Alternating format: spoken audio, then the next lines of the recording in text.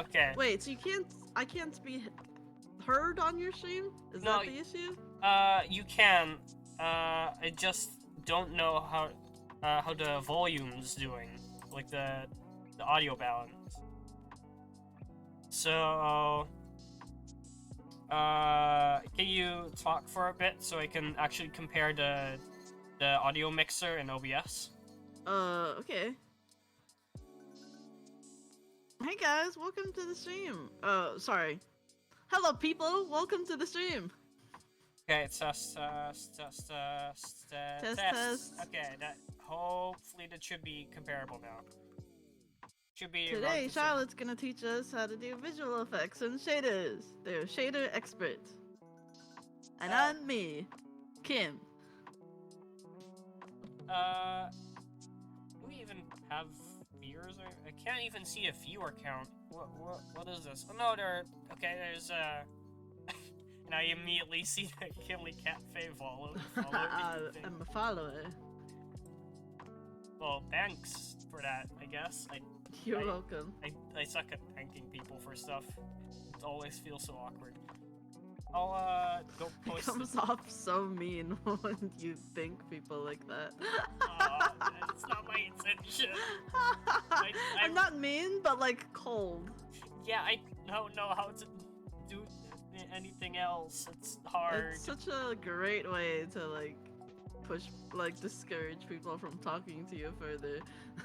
Like just saying thank you like that. Oh man.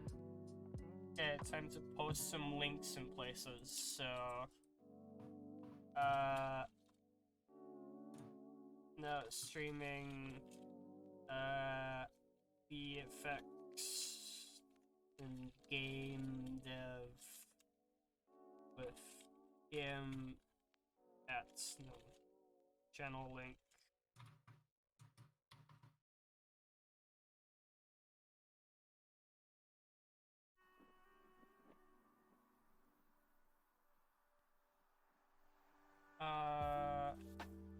Let's see, where else should I put it?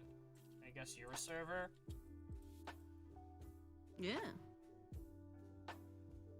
Okay. Where else? I mean, I could post it on Twitter, I guess. I forgot to do that yesterday.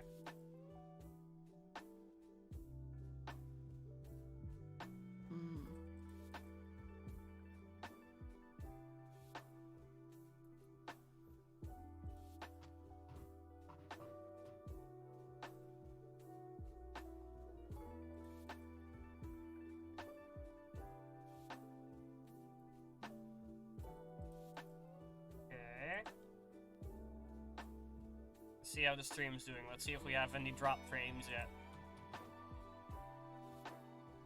I think I had 0 drop frames yesterday, which is like a miracle.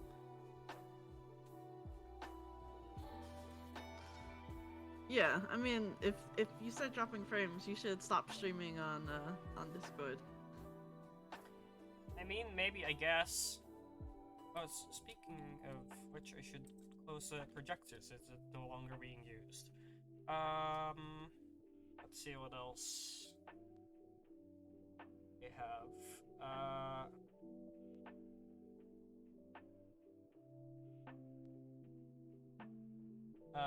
If you want to like ping, is that Burberry peeps or whatever? You can maybe. Okay. If you want to inform people that this stream exists, you don't have to, just saying. If I do, it would just be like everyone from my everyone from my Discord in the chat. Is that what you want? I don't mind. Okay.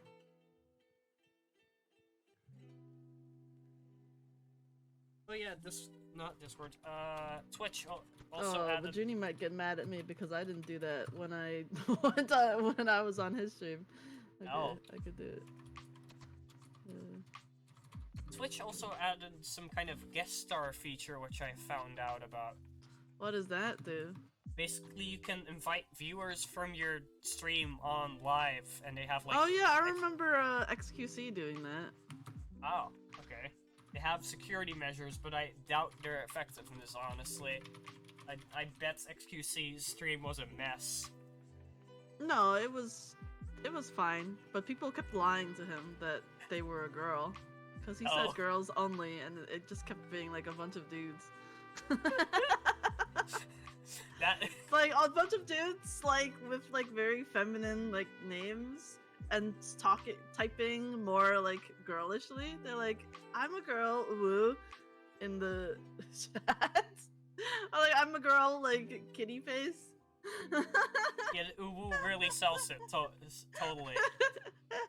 It does a lot to sell it, to be honest. That's probably the first time I've ever said Uwu in my life. See?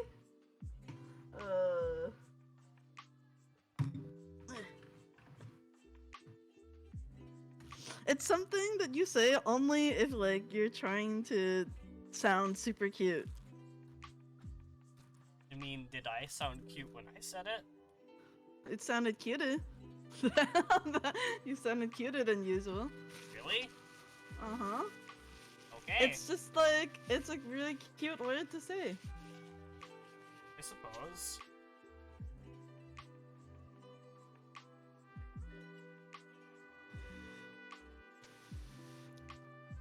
Let's see. I don't think we have anyone in chat yet, since chat's empty. That's fine. Streaming isn't about people in the chat. It's about... Why did I stream when I started streaming? I was just like, yeah, I'll stream. Well, the reason... And I only had like one viewer, and that viewer was me. So... The reason I did also invite random people onto my stream. That was probably something I did right.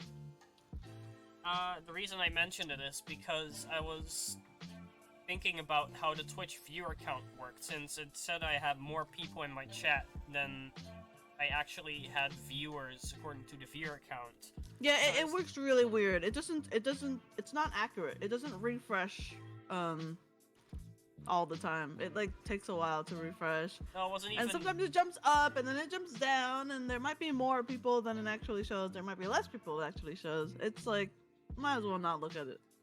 But if you're curious about how it works, your guess is as good as mine.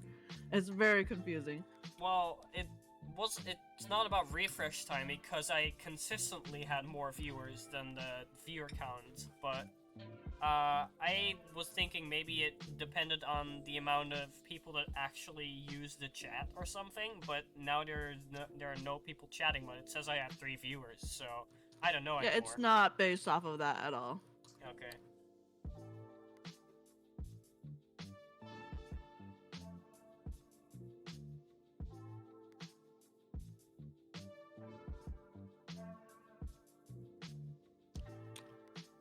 So, do you want to do that ping, or is it like...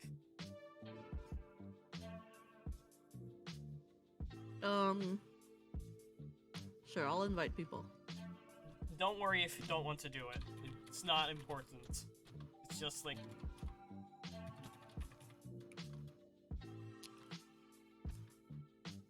words.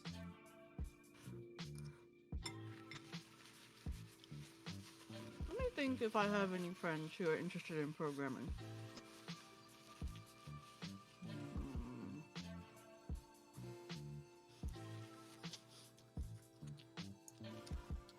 Oh yeah, I should tell Kai that we're live now.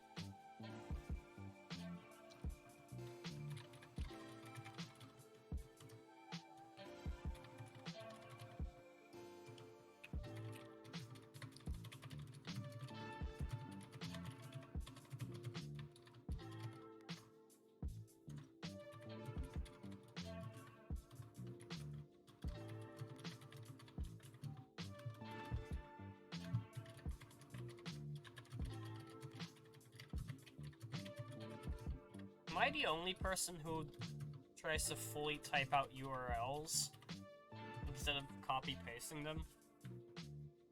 All the time? Yeah, I just remember URLs and type them out from memory.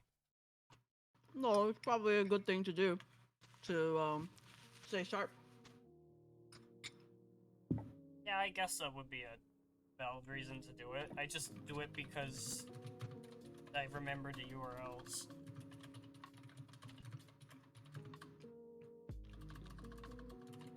Wait, why do I have Project Manager open? Weird.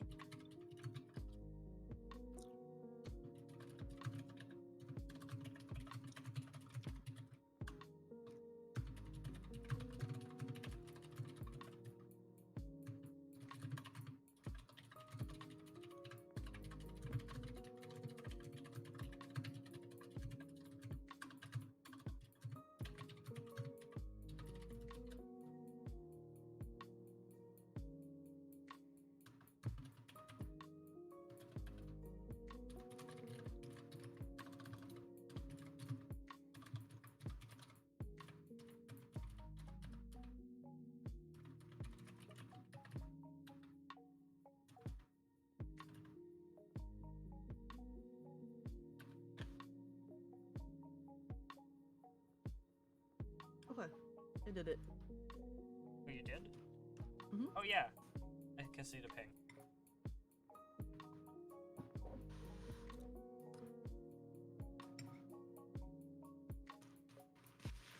Oh, yeah, should probably actually switch away from the starting soon screen and actually toward a useful scene. So, there was a reason I held off on teaching you shaders immediately, and that was not because it was like extremely hard or I wanted you to get used to something else first. It was because you said you weren't confident in math, so I was like, oh, I'm kind of scared to do this then. It was a lot easier than I thought it would be to Well, make like simple things. I Yeah. thought it would be like crazy to try to do something really simple. It's not, but things can get really crazy somewhat quickly depending on what you want to do. Like if you That's fine. if you look on a site like Shader Toy, you can find all kinds of complicated shaders and whatever stuff that does ray tracing and whatnot. There are ray tracing shaders. Wait, what? Yeah, what I said. There are ray tracing shaders, so shaders that like completely implement ray tracing and actually ray trace a scene. Cool. Wait, what does retracing mean? Not retracing, ray tracing. What does ray tracing mean? Have you ever seen one of those RTX on things? The Nope. NVIDIA RTX on, again, not ringing any bells? No. Okay, so, ray tracing is a way of rendering things that, uses realistic. Hi, Nathan. Oh, hey, Nathan and Seichi are in the chat. Hello. Hi, Shishu. How are you doing? So, ray tracing is a way of rendering things that simulates actual light bouncing around the scene to, well, get Oh, okay. realis- So yeah. you can make a shader that simulates light, like the effect of light in Well, your scene. Yeah, but the entire thing with ray tracing is that it's incredibly expensive to do, like expensive on Oh, so performance. is it like less expensive to do when you make it into a shader? I can't answer that. Oh, the okay. entire then thing is what's even the point? ray tracing What's is even the point? ray tracing is something you usually would do in like in something like Blender or whatever. When you switch over to the cycles renderer, that is a ray tracer. Okay. Nathan says, "Got some big news." What's the big What's news? your big news, Nathan? Guys, great news! I figured out how to make banana juice. I will now demonstrate. Banana juice. I'm sorry. Just continue. Just ignore me. Oh, it's fine. I should probably... Can I open the... Oh yeah, the Twitch app has a quote-unquote creator mode. Oh, you got it back! Congratulations! Nathan, Hey! Nathan got his account back! Woo! Woo! Congratulations! Let's see, can I view the chat from here? So can you like get back into Kai's? You're back into Kai's server and stuff. And that's the only account that's allowed to be in a bunch of servers, right? It doesn't have the same issues as the other accounts you created. Wait, but this also means Nathan's got 2 phone numbers now. No? Right? Maybe? I think it means Nathan's got 2 phone numbers. I love tea. So, should I maybe give a recap on what shaders actually are? So the people in chat will also be able to mostly understand what's going on. I mean, you could probably do that every like 15 every like hour. Give the same recap every hour? Well, the streams are really weird because you never know when someone new is gonna drop in. Yeah, exactly. Bleh. So like, if you want everyone to be tuned in, then you gotta be super repetitive. Yeah, that makes sense, I guess. Okay, so, to quickly explain what shaders are like code that runs for every pixel on your screen. So, for example, here's this canvas, and for every pixel on the screen, it will run the code here. They each run a code. And that code will generate the color that will be displayed in that pixel. But yeah, for example, they can all run a code. Sorry, I didn't mean to interrupt you. They can so all run a code where if you're on the left, you turn red. If you're on the right, you turn green. It's super cool. Well, yeah, okay, but the thing is that all these pixels have to be completely, like, individually processed. They can't, the pixels can't interact with each other to ask, like, hey, what color are you? And then base their own color of that. They have to completely individually come to the conclusion that they have to come to. So, for example, if I want the I don't know, I could do the same example as I did with you and DMs, where I discard the bottom half of this rectangle. So yeah, after you explained it to me, it was so clear to me what a shader was. And yes. Before that, I was so scared of shaders. It was like, I didn't want to even look at it. Okay, so firstly, something that's important to keep in mind is that UV, or the UV position, is like your coordinates. Oh, Nathan says you're gonna be deleted. Oh, sorry, I should read the message before it. No, I got my phone number changed, so I have one number, just don't have the old one, okay? Okay, so your old account is gonna get deleted. And then... Oh, right, old account. Okay. It's gonna. Because it's been banned in a bunch of other servers. Yeah. Okay, that makes sense. Okay, so back to shaders. The UV is like the position of the pixel within the canvas. So, for example, the top left is 0, 0, and the bottom right is 0, not 0, the bottom right is 1, 1, and every pixel in between that is like a fraction. So, for example, the middle is 0.5 by 0.5, and that is all contained within the UV. So if I do... Yeah, it's so weird.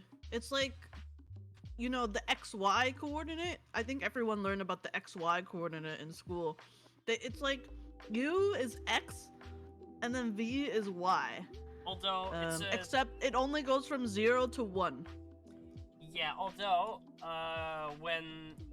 since in the shader this is a vector 2 type, which is just a set of 2 numbers, which can technically mean anything. For example, vector 3 can be a 3D position, but it can also be RGB for a color.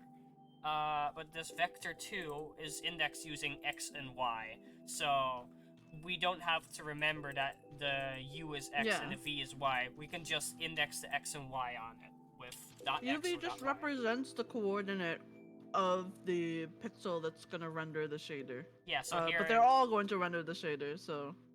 So here I wrote a short little script that if the current pixel is below the halfway point of the screen, so if their Y position is greater than 0.5, it will discard the pixel and not render it. So here's the background color, and you can see the background color coming through here. But the white is still up at the top there. Yeah, and then if you don't tell it to do anything, it just becomes the default color that you set the shader. Yeah.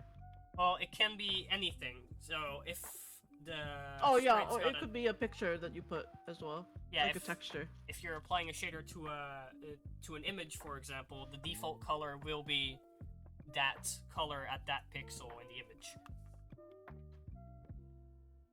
It's so beautiful. I love shaders now. Well, I love super simple shaders now. Yeah, shaders are like a thing that can get you instantly hooked on the possibilities. My mind is already spinning with the infinite possibility. So, there are things you can do, for example, with, say, noise textures. Do you know what a noise texture is? Yes. Okay. So for anyone who... It's like when the TV is not receiving any signal, and it goes... And then, like, all the little black and white dots and gray dots everywhere. We call that TV snow. No, I mean, not the sound, but, like... The sound is not called snow. That's the actual not the sound, but, like, what shows on the screen. Yeah, that's called TV snow. You can look it up. TV snow? Yeah. Okay, then the noise is like... Is like when the computer tries to randomly generate, like, a value... And then between, like, white and black, and you get a bunch of different grays everywhere. Yeah, although, when working with a noise texture, so it can be a pre-generated texture, you can have smooth noise, for example. Something like Perlin noise, or Open Simplex noise. Oh yeah, I love Perlin noise. I've used that before in, Adorable Dertburb to simulate, screen shake. So, here I just wrote a line of code. It says uniform, which means the value of this will be able to be set outside of the actual shader. So here in the shader parameters, we can set it here. The type is a sampler 2D, which is a 2D image or a 2D sampler. You can also do a 3D one, so you can get like a 3D image technically. And then it's indexed with, or not indexed with, what am I saying? The name of the variable is noise. So I can actually do a 3D texture now I think about it. It might give a more fun example. So here, I'm asking for a 3D sampler. So here we have some types for that. We have an image texture 3D, we have a compressed texture 3D, and we have a placeholder texture 3D. Now I don't see a noise texture, so I'll just put it back to 2D. Guess I'm not doing that example. Where's the noise? Here, noise texture 2D. This will allow me, here's fast noise light, we can do, Perlin noise. You should, like, move me or something. I'm, like, covering the most important part. Yeah, that is a good point. I'll just put you here or something. Maybe. Yeah, just scoot me over a little. There we go. I can also flip you, maybe. No, please no. So you're looking at the Perlin noise. Staring at the Perlin noise for all... That's true.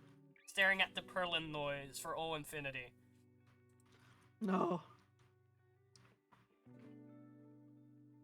You're now facing the Perlin noise.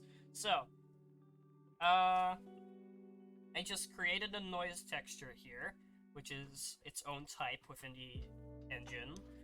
By default, it has a width of 512 by 512 pixels, which is actually what I set the project size to. I could open the project settings right now, but that wouldn't help much since it would be a pop-up window and that's not being recorded by OBS. So, here's some stuff like inverting it if it's in 3D space.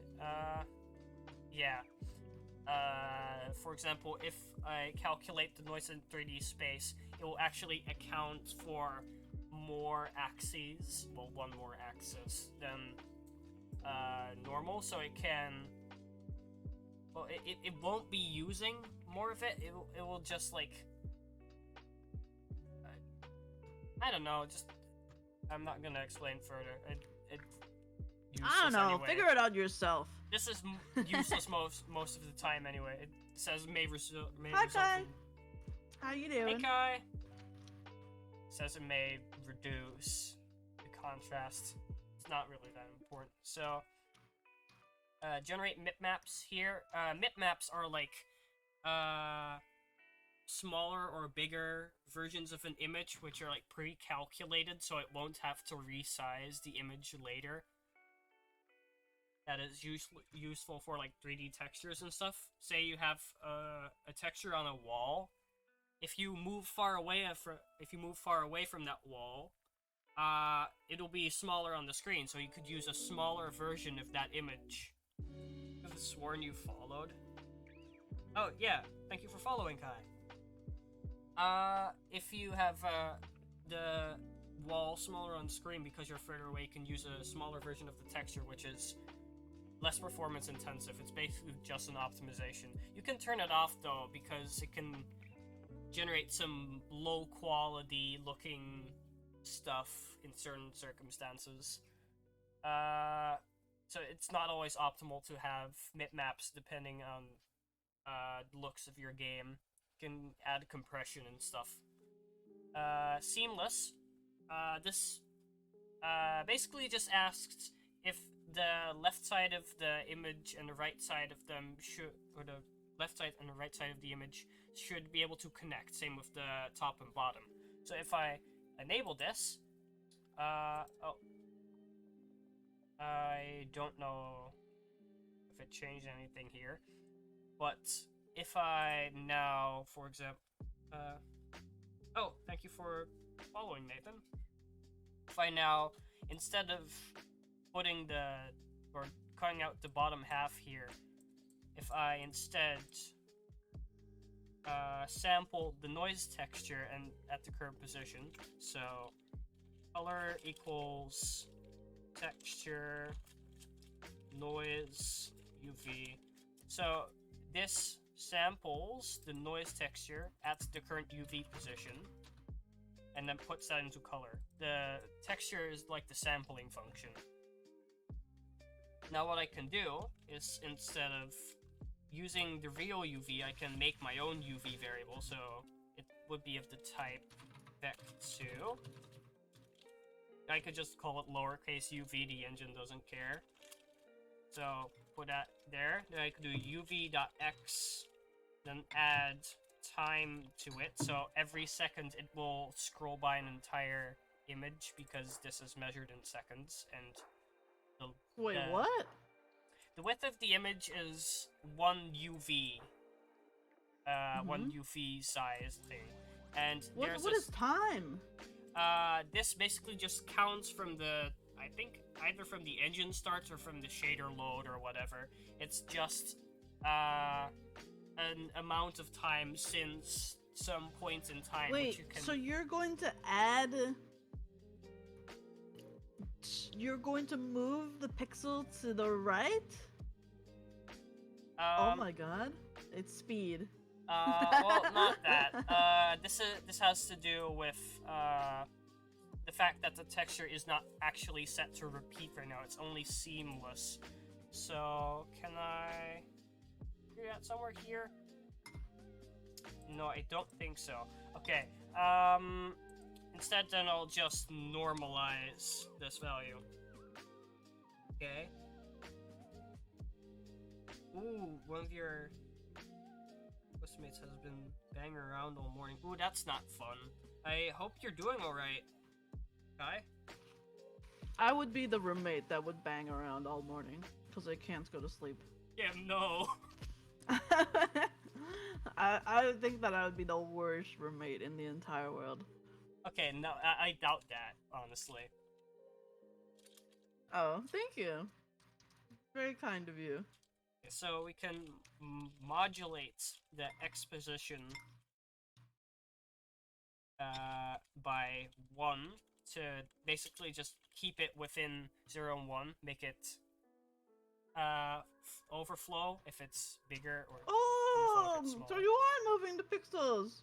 Yeah, right now the position is shifted over by I guess 1 image every second. You're telling it to move to another coordinate, which is, and so this shader is processing like every frame. Yeah, it is, but the time is measured in seconds, and that is because you could technically run the texture at any point in time, even if you have like a high or low frame rate or whatever. The game could always lag, and you should compensate for lag. So, with delta? Well, delta time is not really a thing in shaders. Oh, then how would you compensate for lag in a shader? Well, shaders are technically stateless. Like, after they're run, if you run the next frame, they'll just be run from scratch. They won't keep any memory from the previous frame. So, at any time, at any point in time, a shader would have to use the parameters it's given, such as what the actual current time is here. This is a floating point number. That's the only way it can actually tell the current time, outside of if you maybe give it your own shader parameter for what the current time is.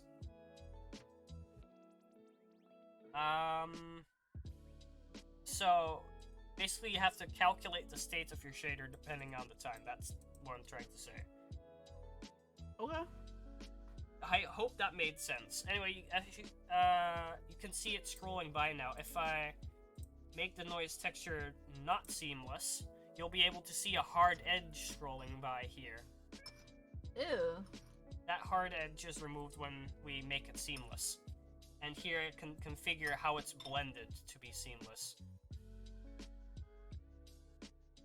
Oh. This is so gross.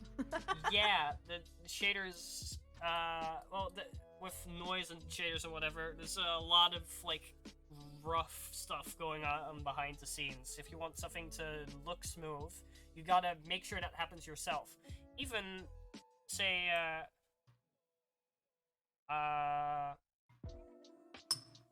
well, say you try to render a shape or something, like, let's say we make a circle again, like yesterday. We do, what was I saying?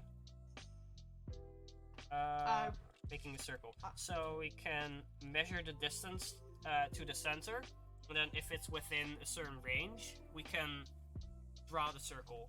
Otherwise, we can discard. So, Yay! We're gonna learn about the circle again. yeah. So, to measure distance. Oh, Kai also said that Kai also doubts that you're that you be banging around at night because I think I would be banging around at night. Well, I quote, "This roommate is very rude." Aw. I read that a bit late, I think. That sucks. So, to measure the distance from the center, we can use the Pythagorean theorem, which you can... Well, it's a multi-purpose math equation. It's not just for... well, I mean, it is just for measuring distance, but you can use that to make circles. It's not just a... measuring distance is very universal. So let's do that. So UV dot x. Actually, it's use the lowercase uv thing again. So we can do if uv.x times uv.x plus uv.y times uv.y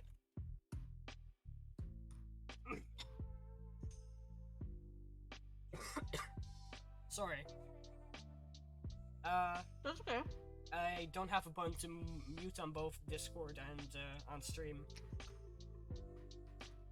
Yeah, so as you may recall, the equation of a circle is x squared plus y squared equals r squared. Yeah, if we put that But in shader language, in the shader language in Godot 4 particularly, they don't support the power symbol, so you just have to multiply x by itself. So it's like x times x plus y times y. Well, you might be able to use POW like this, so if I... Oh, you could use the function. Yeah, there's a function for it, it's just less clean. I can do this, so that to the power of 2. Oh, that works. Cool. Yeah, I guess this might just look better. That's more readable. I should also make this I don't know if that should be a float, actually. I'll worry about that later. How are you feeling, Charlotte? Feeling alright? Oh, Okay. I asked that, I just noticed. I should turn on studio mode so I can double check that my browser scene is set up correctly. It's not. That is... Okay. How did you hide your taskbar on your screen? I'm Oh, it's just... because you're not screen sharing, you're program sharing, right? Yes, I am, and I have one of those, or I have like a filler image for if I can't full screen an application. So here is my browser. Oh, I don't have the overlay and stuff. Let me quickly paste that. Dude, I remember using this website when I was going to Oh, I should a programming class. There we go. My teacher was so mean. At the very beginning of the class, he sent out an announcement to everyone saying like, if I could ban you, I would ban you, or something. Like, if I catch you cheating, I will ban you. I've had lots of students come to my class and think that they could cheat their way through the class. If I catch you cheating, I'm gonna ban you. Like, that was his first like message that he posted. He gave off this like real rivalry cowboy vibe. I don't think it was so funny. I don't think a teacher should be intimidating their students.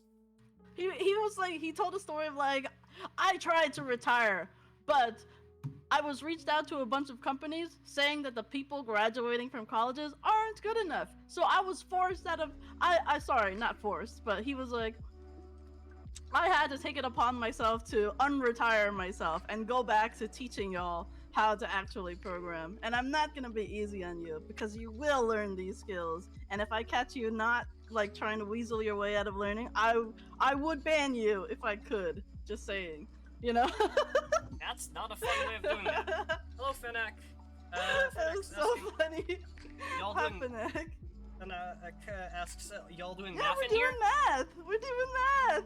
Yeah, so shaders involve a lot of math, so right now I'm recapping how you can use Pythagorean theorem to draw a circle. If here I put in x squared plus y squared equals 25, which is the same as 5 squared. Just didn't want to Why is math so similar to meth? Like, sorry, that's just the way that it's spelled and how it sounds. Let's not think about that too hard. How come said y'all doing math here, and it made it sound like y'all doing meth here? Let's not think about that too hard. So, okay, well, I won't x squared plus y squared equals 5 squared draws the outline of a circle with a radius of 5. That is because at any point on the perimeter of a circle, the distance to the center is equal to the radius. Icky math heads. That's just so funny to me.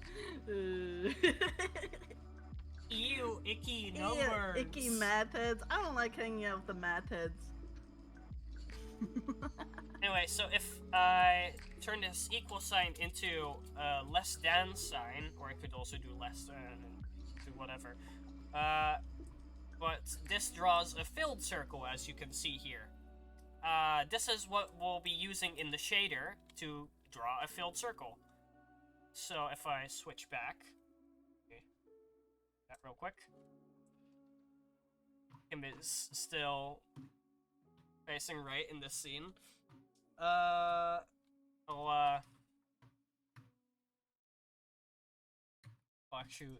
actually make you face the other way. Okay. Does that transform? Flip horizontal. There we go. Oh wait, no. Now I also flip myself. Oh no, OBS, please. We're doing a dance. Yeah, just what's the keybind? Synchronized dancing. What's the keybind? Like just the way we practice, Charlotte. Perfect. Oh, you can't. Okay, there's no keybind, so we'll just have to do it like this. You know what I think is the worst keybind? I think the worst keybind to have is a keybind to start to go live on your stream. Yeah, you It's do it one of the worst keybind ideas I've ever seen. You have to you do it accidentally. What if so you many accidentally hit a key and then like suddenly you're just streaming? Okay, so here I'm putting a float in the shader parameters, a floating point number. I'll call it radius. I'll make its default like 0.25. Then I can do is less than how radius. Oh, Fnac would know all about things breaking. 2. Every time I talk to Fnac, he's having some technical difficulty. It's so good. So I could I'll actually do colored RGB pulls. Let's say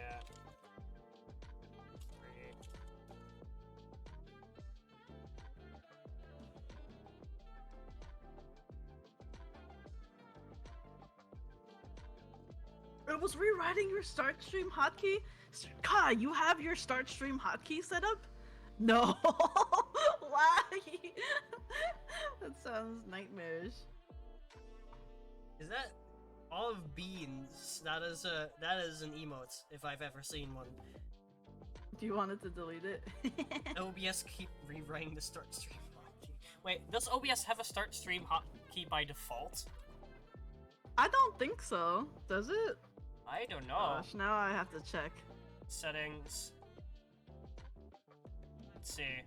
Hotkeys. No, it doesn't. Kai, how did you accidentally turn yours on? Were you messing around with the hotkeys? And access. Oh yeah, mine is not set by default, and I'm gonna keep it that way. Fenac says, that was the old me, Kim. Not anymore. I got a new computer for my birthday, and all the troubles that came with it are gone. Oh, really? It was literally just because of your computer? Oh my god. But what about, like, your microphone and stuff? Weren't you holding your microphone in, like, a Tarkov or something? Each time I would change it. Oh, I think your stream ended. Wait, it did? No, oh, wait, no, never mind. I just got an error. Like, my video player had an error. Never mind. Oh, okay. I was like, huh? What? Help? Help. But each time I would change a hotkey on something else, it would also make it the start stream hotkey? What? OBS, what? Why? That's how they get you. That's how they get you. No! Yeah. Okay, so, back to this. Here, what I'm doing here is checking if the coordinate is within a certain distance of the center of the circle, and if so, we set the color to some kind of gray. It's 0.75, 0.75, 0.75 in RGB. I could make this 1 to make it white, but the reason I did this is to demonstrate that you can set colors like this. and Mhm. so this is for if we're within the circle. If not, we just discard the pixel. Yep, and the reason why it's in the corner right now is because the origin of, so if you do x squared plus y squared equals r squared, the origin is going to be at 0, 0. So And in the UV coordinate, that's going to be in the upper left corner. So in order to change the center, we're just going to add, no, subtract. as you may know, the equation, it's x plus h squared. Wait, sorry, if the x and the h are in parentheses, plus y plus k squared equals r squared. Okay. To move the origin, where h and k are the coordinates where the center should be. Well, right now I'm just subtracting half, so I'm offsetting the whole coordinate space so the circle's in the center. Let's see. Benak says, oh, same, I think your stream just had a lapse in heartbeat. Oh, okay. So it wasn't just me. Cool. It was what's that called? Yeah, just heart skipping hearts, I guess. OBS, yeah, it skipped a heartbeat. OBS yesterday was being a real trash can. It's all fixed now, but I really don't know what was going on. I mean, if there's some problems you have, you could report them on GitHub. OBS is an open source project. Don't forget about that. I love how much trust you have in the system. it's so good. No, I don't have any trust at all. It's just you could make an effort. I mean, that's all you need. If you change anything, it looked good on my end. Okay. I'd like to think I'm a pretty average intelligence person, but I feel like I'm being reminded that I'm not a math Fanac, I think you might be above average intelligence. Did you know that the average IQ is 90? If your IQ is higher than 90, then you have an above average intelligence quotient. Okay, so I just... So take the IQ test and see if you score over 90 or not. But if you want to be average, then you gotta score a 90. Exactly a 90. I just removed the part of the code that sets the color to white, so... I thought the average IQ was a lot higher, believe me, but when I looked it up on Google, it was like the average IQ is 90, and I was like, oh, it's a lot lower than I thought it was. I thought the average IQ was like 120 or something. So I changed it here, so now we're only discarding the outside instead of just also setting the inside's color. This will make it a bit simpler, and this means we're using the default color in the middle, so I can configure it using the actual node's color here. You can see that in the top right, color changing. You won't see the actual color picker pop up, though, I think. That's just the OBS window recording. So now we have a circle. I'll set it to like 0.5 so it fills the whole thing. Here we go. We now have a big circle. Big circle. And I don't remember what I was gonna do with it. I'm sure you have a pretty good IQ, Fanac. You like question things too much to not be dumb. Wait, you have... Yeah, no. You question things too much to not be smart. You think too much. Oh. Ooh, what's this? I don't know. Whoa. What? Also remember, if your IQ is low, you might have a high EQ. Which is emotional intelligence. You used to think you... Well, it has to be like a legit IQ test, not like a random like, what's your IQ? They say you can only solve this puzzle if your IQ is over 200. It's a lie. It's a freaking lie. They do that just for fun, just to make you curious and to have a good time. If you have a high enough IQ, you'll be smart enough to know that IQ tests are a scam in general. Well, people actually use IQ in like studies and stuff. Well, yeah, but it's kind of just a scam in general because it tests only certain areas of. It's impossible to test someone's knowledge and comprehension of literally everything. That is not possible. Yeah, I mean that's fair. Don't use it as a guide to see how smart you are in literally everything. I was just talking about how like the average IQ of people is like 90 according to whatever they do to test your IQ. It has nothing to do with general intelligence or with true intelligence. Yeah, exactly. Oh, I remember what I wanted to demonstrate with the right. If it's not like if it's not true intelligence, then are you saying that it's false intelligence that they're testing? What I wanted to show with the shader, it might be did hard think to see that, on stream. like, Is it? It had some sort of bearing on certain areas of people's brains. I don't know how visible it is on stream, but the edge of this circle is very rough. It is very pixelated. And this is one of those, like, rough areas in shaders. Everything, since you're rendering only, or you're only programming single pixels and only having states for single pixels, you won't have the normal anti-aliased edges on things unless you explicitly program them in. So things will look very pixelated around the edges unless you do something about it.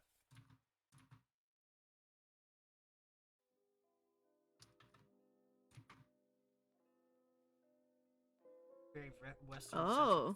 You think so? So do you think that if someone took the IQ test over and over again, they'd eventually score as like a super genius? I mean, that makes sense if you know how to. If you know how to min-max an IQ test, you can cheat the system.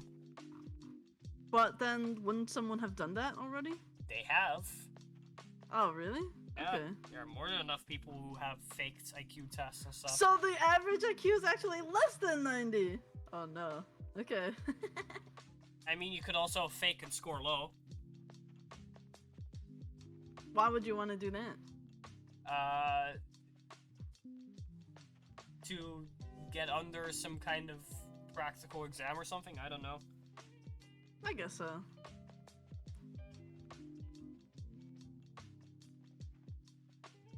Well, here's the thing. I mean, I believe that IQs are not a full measure of intelligence, but Kai said that it was a false measure of intelligence. Like, that it's not... It has, like, no bearing at all. Right?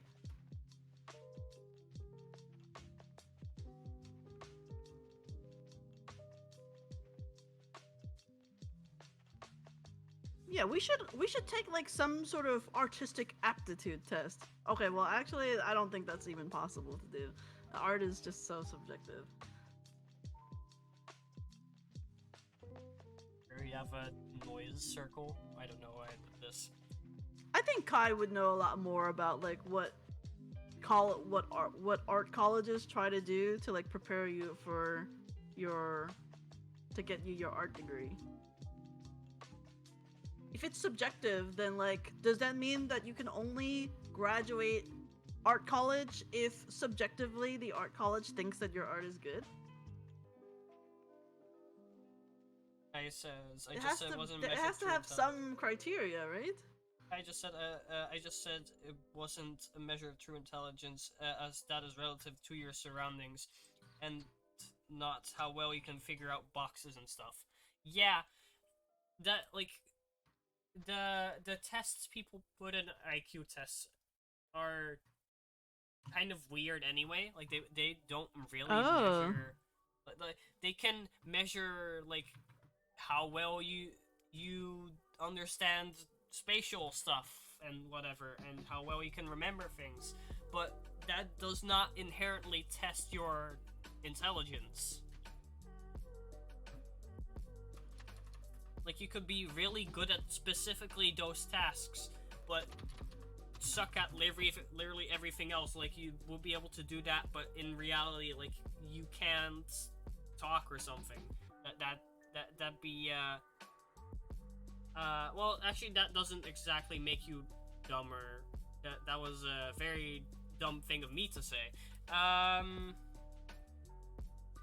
But you're testing a specific area, and that cannot like conclude your general intelligence.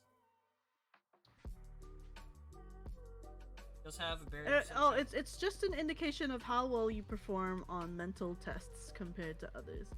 And the reason why they didn't rename IQ, so like IQ is not, apparently it's not,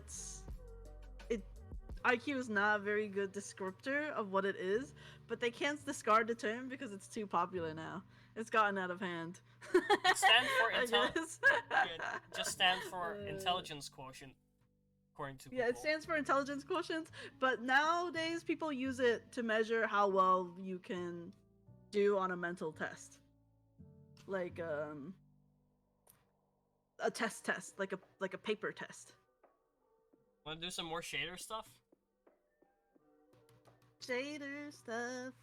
Okay, so the entire Kim, can I explain the reason how we even got to this point with shaders? Oh yeah, sure. I mean, well, let me explain. Let me talk a little bit. Yeah, sure. Go ahead. If you're okay with that. So I was asking Charlotte how to do the Dead of Daylight how to do the Dead of Daylight skill check in Godot, and I showed her pictures of, like, you know, for anyone who doesn't know what the Dead of Daylight skill check is, it's basically like this ring, and then it's got like little lines on it, and then like your little cursor goes around. Well, I only started asking you about. You only started explaining to me like the circle shader because I asked, how do you do a circle? How would you do a circle with a shader? No, I explained that stuff because of the whole like pouring thing. Remember?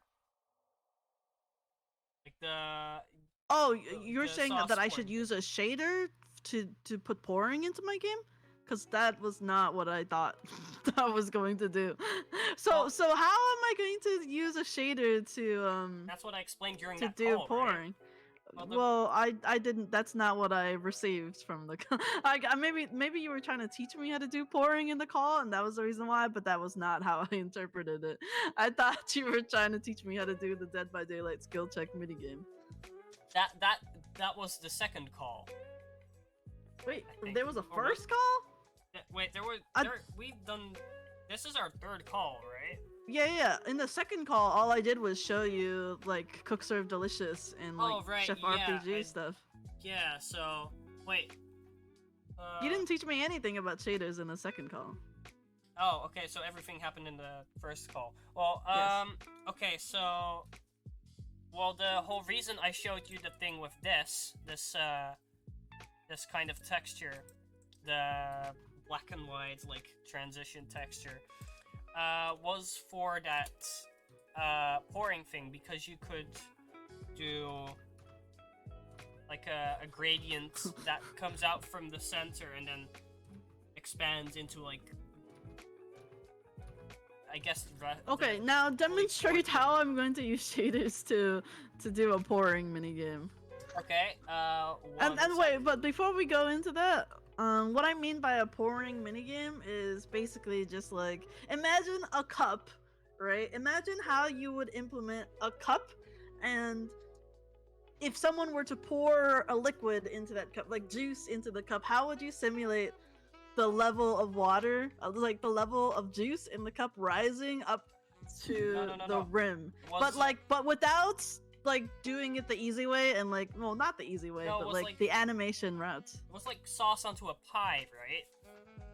That's more flat, so it spreads out from the center. That was what that was about. Oh, you mean like the okay. I understand now. Your definition of pouring, my definition of pouring. Yeah, different. was the where we started talking about the whole Papa Louis thing. Yeah, so I was playing this grandma's cooking game where like you're following grandma's apple pie recipe, and in the middle of that game, you're pouring like apple pie filling into like a pie crust. And they had this animation that they had this part of the game where the liquid would start from like this. It would be like a tiny puddle in the center of the pie crust, and it would spread out and hit the edges of the pie crust, and then fill up to be like, "Wait, yay! Now the pie crust is full of apple pie filling." And I asked Charlotte, "How would you do this? Like, how do games like do that? Because this looks, I can't even comprehend how you would do that in a video game." Other than like hand drawing it yourself and doing the animation with like PNG images and stuff. Which Because like is I would need to do it with like, because games like Papa's Bakeria have like 50 different fillings, and so I was thinking there's no way they would draw the same animation 50 times, like one for each type of filling, right? There's got to be some programming that goes into this. So I asked Charlotte. Yeah, which is why I answered with shaders. Shaders allow you to program visuals and visual effects and stuff like that. So I just set up the screen sharing for my iPad, and it's not working.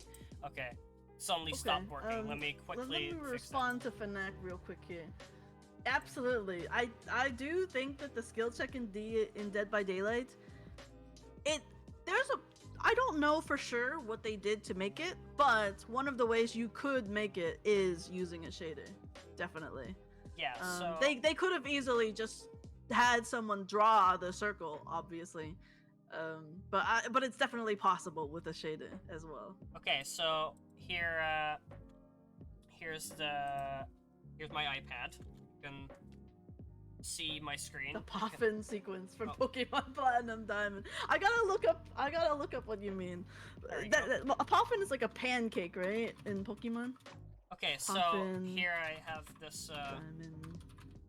Here have my iPad screen, so I can start drawing in a more comfortable way. Dude, I remember the Poffins.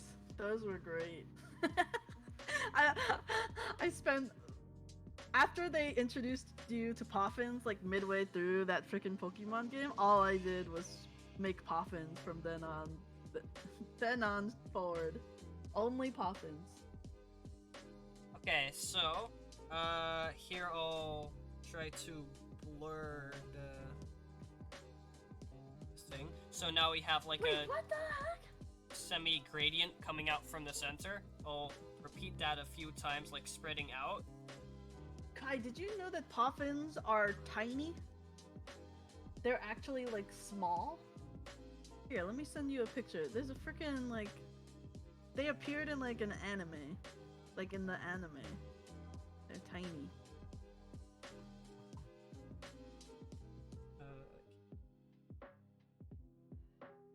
Look at that. They're in a little bowl. There's so many of them.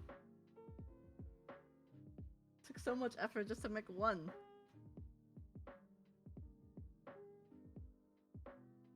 Here, a bit like It would have to be small. I legitimately thought Pokemon were eating Poffins like they were pancakes. I thought that Poffins were pancakes. If they're so small, why did we only work on one at a time? Why couldn't we be making like 20 Poffins at the same time? I mean, sure, you'd have to like spin all of them at once, but I could. I've got 10 fingers and 10 toes. I love that animation, by the way, Charlotte. I like the little star coming out. Oh, thank you. That's my stinger animation. I made that myself. So I made this gradient thing. I'll show it again. Yeah, I still don't have a stinger on my stream. It's just, it's too overwhelming. I have this thing right here. I wanted to do the pouring thing with this gradient. It's a blurry blob test. Quick, everyone. What do you see? Your answer will determine your entire personality and it's the wrong button. Just show my share screen. Your personality, your motives in life, who your soulmate's gonna be, everything. What do you see? No, that's motion blur again. Not right. I keep pressing the wrong button. Okay. The inescapable heat death of the universe. Kai, you are a robot. That is my reading for you. You are a robot, and you came from outer space. Okay, I need to connect this a bit more. So, this the whole reason I'm making this is for that like boring You're thing. so quirky. Oh no, I'm too different. I'm so quirky. Oh, sorry. Yeah. Yes. So, the whole reason I made this like weird Are you going looking to use gradient this texture. for the shader? Yeah, for the pouring shader. So, it will be spreading out from the center to the edge. So are we going to get sharp edges for the pouring animation? No. Well, I'm what kind do of you mean? concerned because it's like fuzz. Well, remember the images I showed you? The edges of the pour blob was always like very sharp. Yeah. Oh, you mean like the pixelated edges? Yeah. Yeah, but we can deal with that. If we Okay. by default it will be that way. That was also the case with the. I haven't even shown that on stream yet. I'm getting ahead of myself. So, one thing you can do with shaders when you take in images is apply effects based on them. So, for example, we can, instead of this noise texture, we just basically just erase the entire shader here, and actually I'll rename these variables since. Wait, can I respond to Fnac real quick? Yeah, sure. I completely missed your message, Fnac. I'm sorry. Do a caveman brain solution. Separate the pour animation and the spread animation, and set the animation to stop at a certain point depending on the pour. Or particle sims. By particle sims, do you mean like particles? Like the programming term particles? Fnac means particle simulations. Oh, what's a particle simulation? Well, it's literally just the act of having particles exist. You're simulating them. Yeah, it's the same particles that disappear that are meant to disappear after a few seconds. That's a simulation. Oh, okay. So, if I have the texture here, so. Is it possible to create a particle that then gets converted into a PNG? Like, gets added onto a PNG? You mean rendering, just, like, existing particles in a scene? Like, when the particle, like, dies, for example, like, before it dies, you just add it onto a PNG and save the PNG? You could render it in a viewports and then put that onto a PNG. Yeah, but like, I think the idea is like you would create the pour animation by like spawning a particle, and then before the particle dies after a few seconds, it just gets added onto the PNG or viewport. Oh yeah, you can do that. That's just I wouldn't call it the smartest way of doing it because again, you're assuming that the game is not going to lag in the future. Oh, okay, so it's just very computer intensive. What? No, it's very I mean, if intensive. the game lags, the particles will be gone as soon as they exist, so they wouldn't appear in the screenshot. Oh, then you can't pour anything. Oh no. They wouldn't appear in the PNG if they don't exist. It's possible to create a particle that's a wave. Did you see the someone playing a trumpet next to like a pipe that's on fire to show like the relationship between what to show that wavelengths actually like can be shown visibly? Wait, are you talking to me or are you talking to Kai? I'm talking to everyone, but I'm responding to Kai. Okay. Is it possible to create a particle that's a wave? I mean, oh, it's a joke about lights. I mean, yes, you technically could. Particle shaders exist, actually. Did you know that? Kim? What'd you say?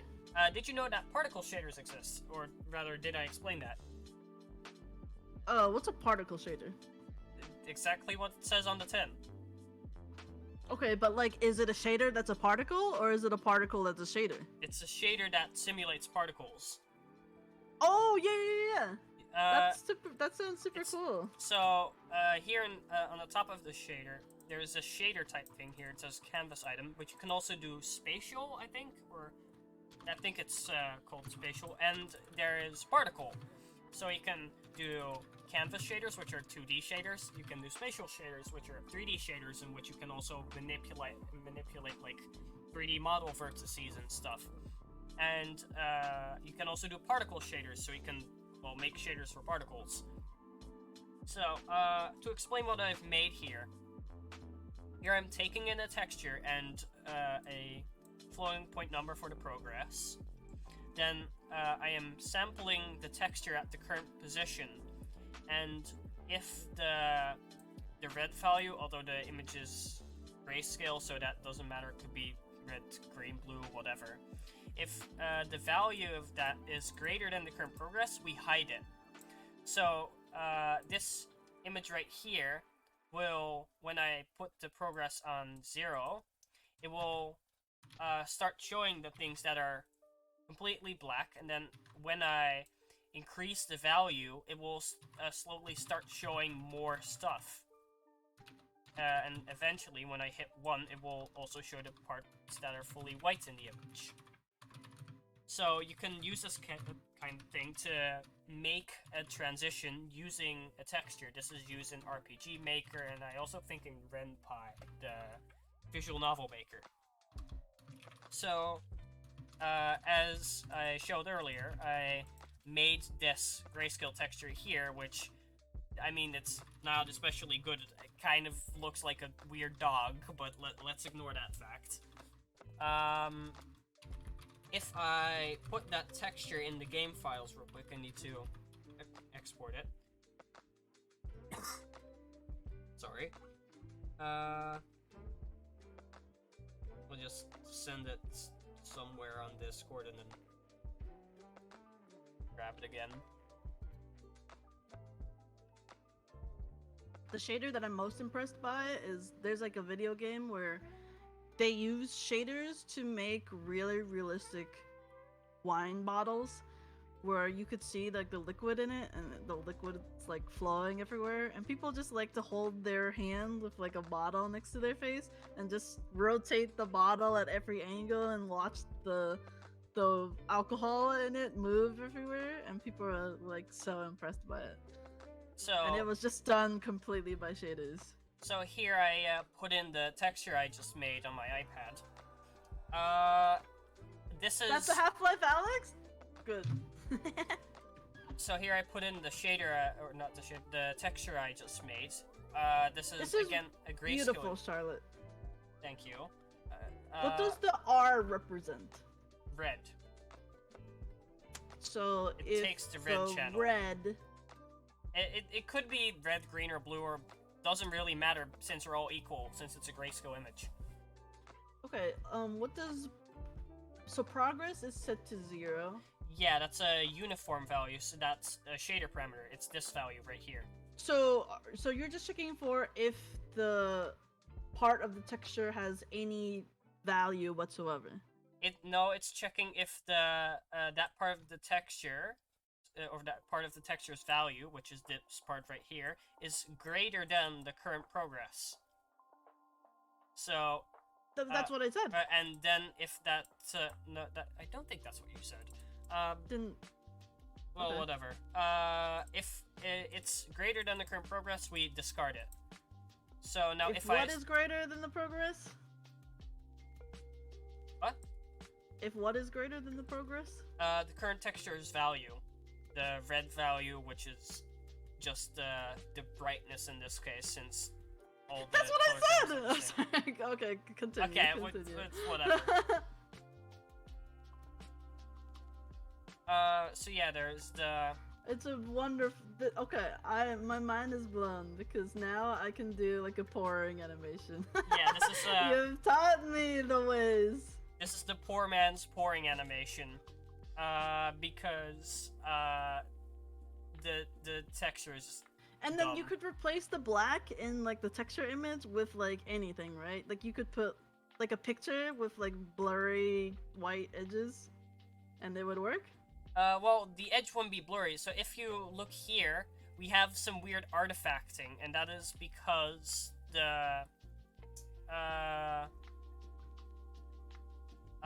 well, it's taking the value from the image, and that's not like necessarily smooth. It may be The a artifacting smooth-looking does gradient. look very pretty. It does look really good. Okay. Maybe not from afar, but when you zoom in, it looks really nice. Well, what we can do, for example, is instead of just discarding it, we can make this an else-if statement. No, progress maybe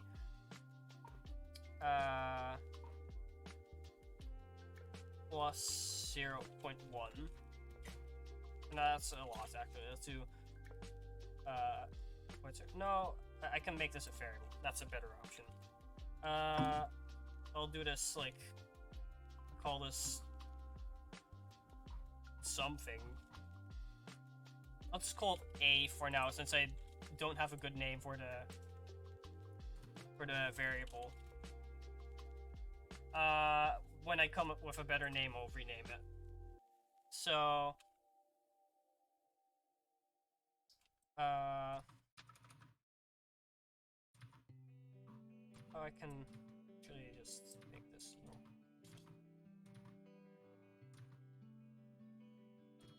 Else if this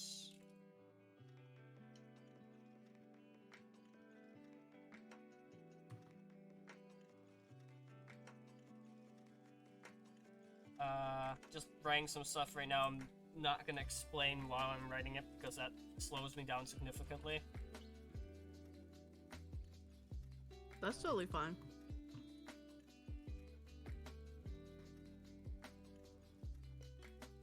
Also, since you have I don't mean to disrupt Charlotte's stream. Charlotte told me that she does better when I don't know why I said that. When she said that she does better when she bounces off of someone, so I'm like just saying what's on my mind. well, yeah, but I guess that's not really bouncing off of someone. That's just talking. Bouncing off of someone is more like if we have an actual conversation. I'm trying to have a conversation. With chat. Okay, but chat's important too. Yeah, absolutely. Just that just means it's not really us bouncing off of each other. Oh, I'm trying. Don't worry about it. Okay. I feel bad now. You know what this blob looks like? It looks like a tooth. So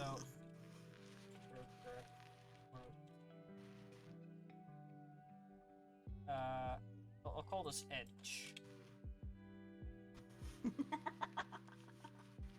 It's true though. Charlotte's just explaining visual effects. I'm like, oh man, Papa's Bakeria, so good. Edge.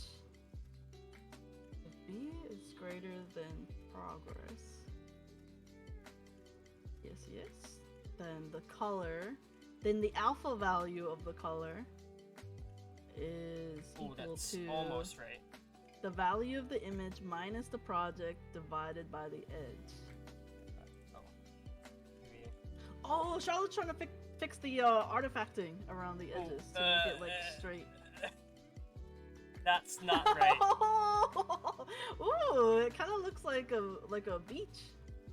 Looks It kind of interesting, looks like I suppose. it kind of looks like a geographical like Yeah, one of those elevation height maps. map. Yeah. It does look like an elevation map. Looks trippy. Ooh, fancy. But that's not a pouring animation. Yeah, it's not. I'm So I gotta curious. fix that. There'd be apple filling flowing everywhere with a mysterious divot.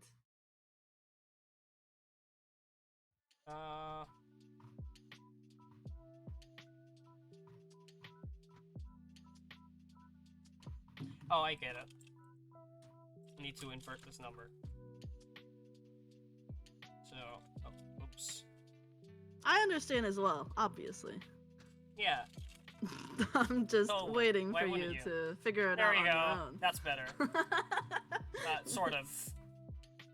Let's, Okay, it didn't work as well as I'd hoped. Dude, it kind of looks like we're playing Dwarf Fortress.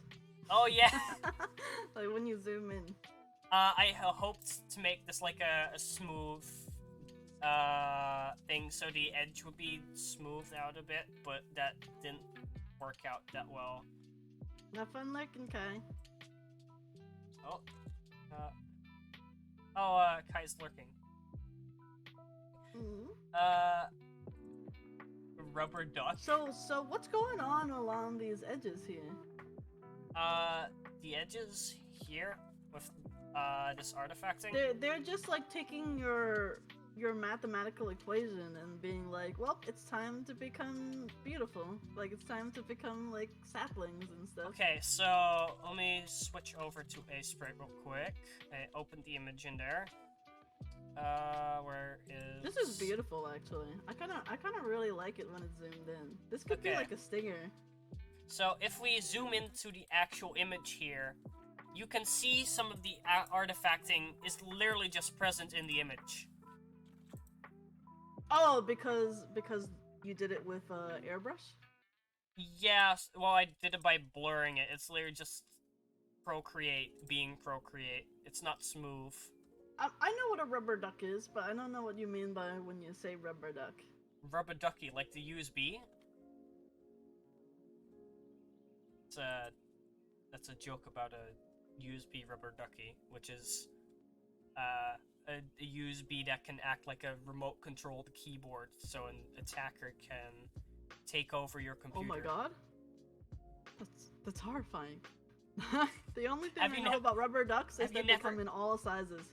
Have you never heard of malicious USB drives before? Or USB sticks? Well, I know that I shouldn't stick mysterious USB sticks into my computer. Oh, this is why. Oh, USB rubber duckies and USB sticks with malware on them. I wonder why it's called a rubber ducky. Is it like you put it into your computer and then it starts turning into a rubber duck? Totally. No, let's look it up. Why is it called a USB rubber ducky? People used to order rubber ducks from Amazon. A rubber ducky attack is a cyber attack in which a custom USB device emulates a USB keyboard to attack a workstation. Yeah, but why is it called one? It's not explaining why it's called that. I think that as well. Every time I look up why some drugs are named like cheese and stuff. Oh, no. Maybe it's like a brand name or something. I don't know. A brand of cyber hacking. No, I mean like a brand of malicious attacking. The people who make it call themselves like Rubber Ducky or something. We're the rubber ducks. Quack. Quack, quack.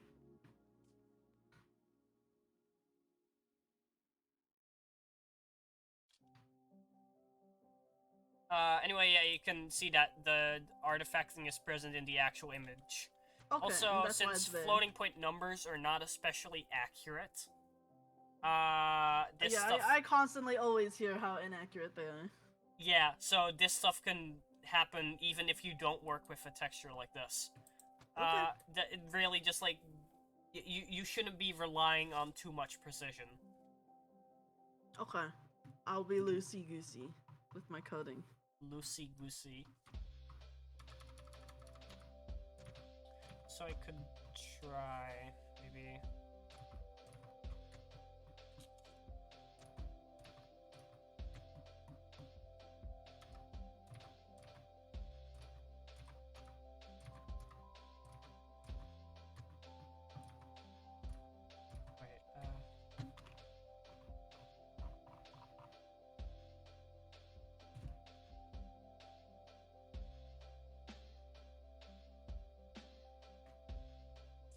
a bit better, I guess. Not by much though. Okay, well, it's whatever. You get the point, and this is how you could do something like this. If you had a smoother texture, it would probably work better. Okay.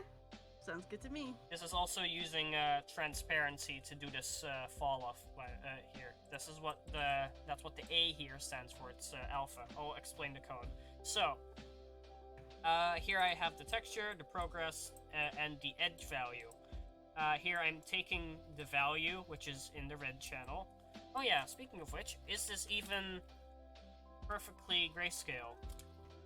I wonder. Looks like it. It could just be that Procreate exports like weirdly color balanced images. That can always be the case. Anyway, here we're oh, is that even still visible? Oh, whoops! I forgot to transition back to Godot. You can't even see the. My bad. You couldn't even see the thing. So, here the edge value is being defined. Here we are taking the value, that's what the V stands for, from the texture, from the red channel.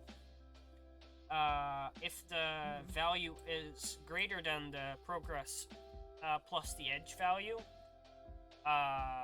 then we just completely discard the pixel, because that means it's outside of... What's the edge value? I'm about to get to that. Is edge inherent is it built in? Or no, did you define it? No, it's here. It's defined here. I just said that. Can you see the definition? Okay, cool. Edge 0.05. So, I can hear a motorcycle outside my window. Why? Okay, where was I? Right. If the current value is greater than the progress plus the edge value, which means it's outside of the gradient. So the edge value is the size of the gradient. If I make that bigger, you'll be able to see that.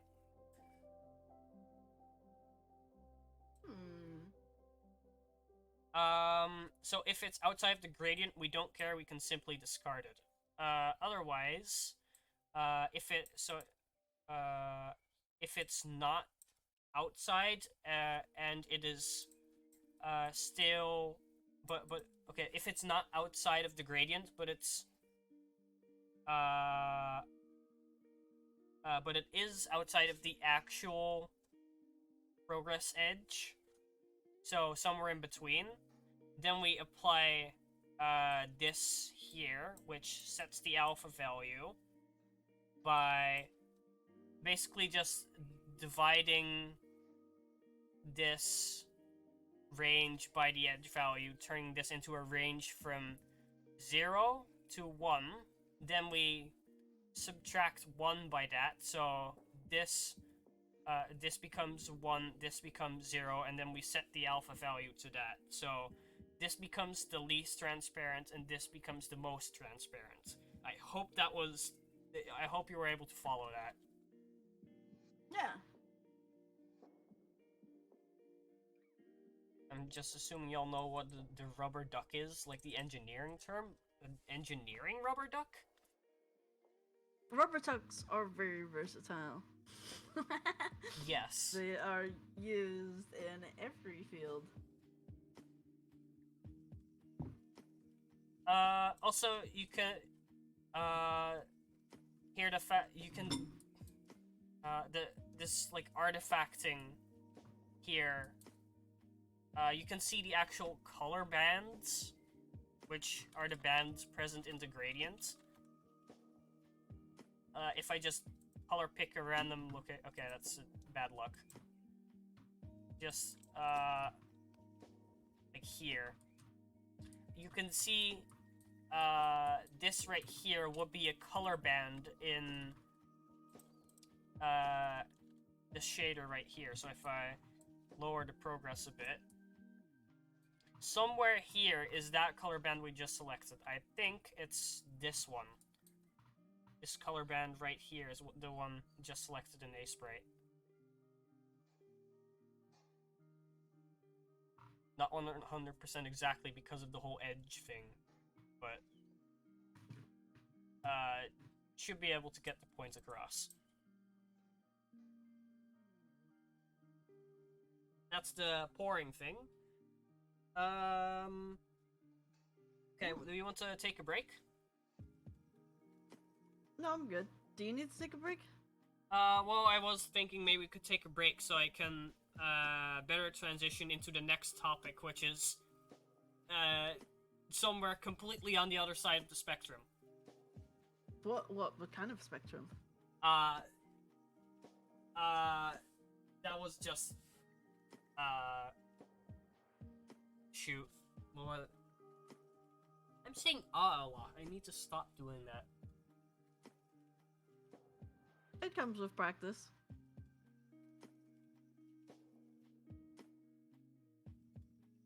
It's not really a spectrum, it's just a way of saying it. I forgot how you say that.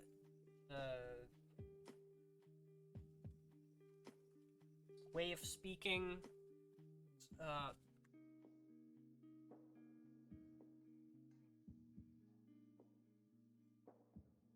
I don't know.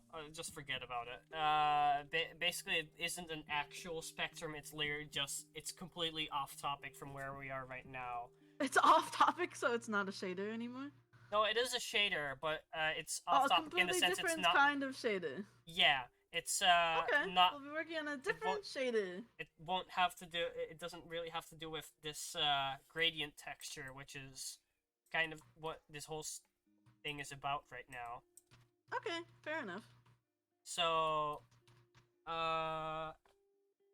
question: have you ever played Earthbound?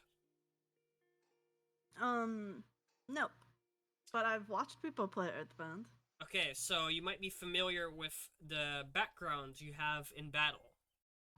Oh yeah, they're really trippy. Yeah, those trippy backgrounds. On the Super Nintendo, they're done using HDMA or well, I don't remember if the H actually stands for horizontal.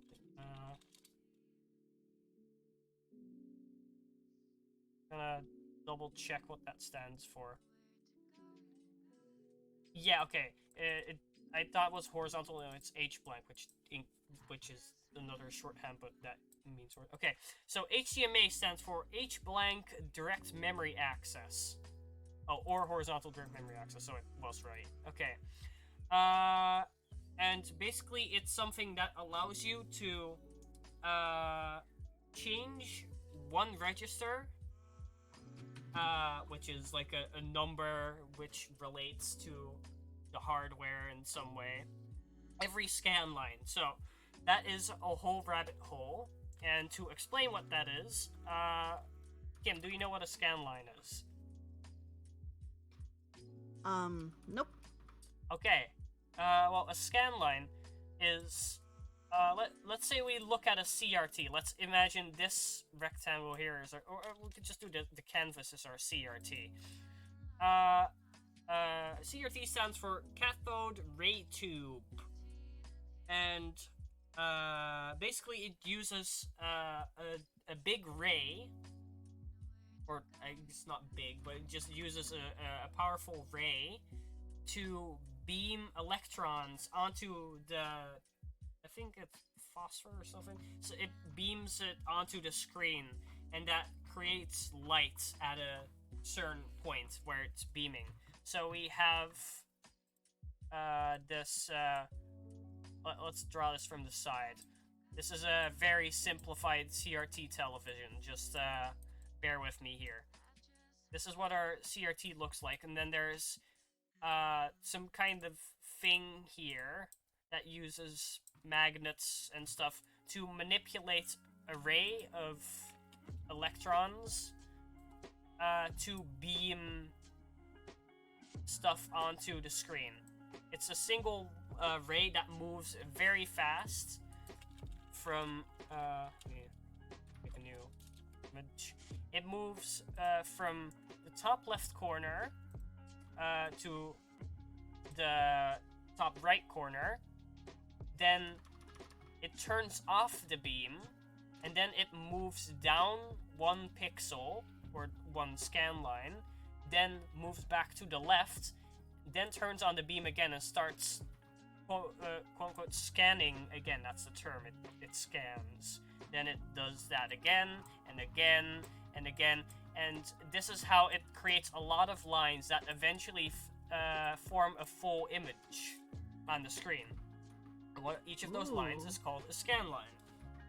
And once it reaches the end, eventually, so, I can make that smaller. So eventually when it reaches the end, here it needs some more time to then go back to the top left corner. So it turns off the beam and starts doing that, which of course takes time. Everything takes time.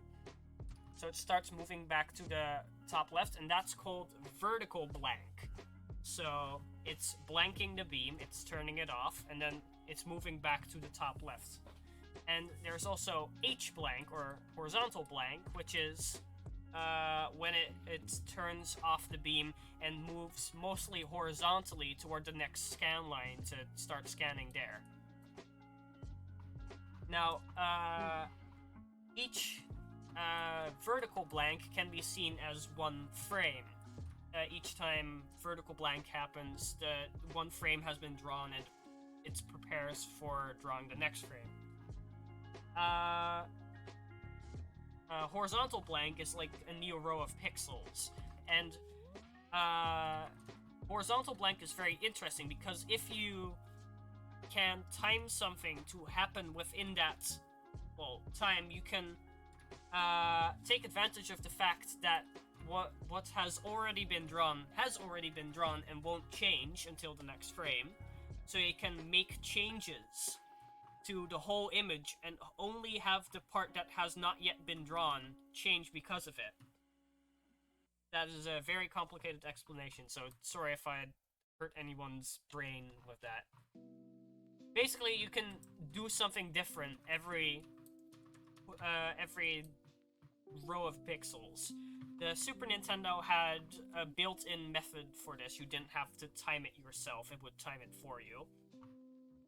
And you could then, so you could then change the entire image or something, and then only for what happens below that, you could have that section of the image be changed on that frame. Now, if you didn't catch any of that, don't worry.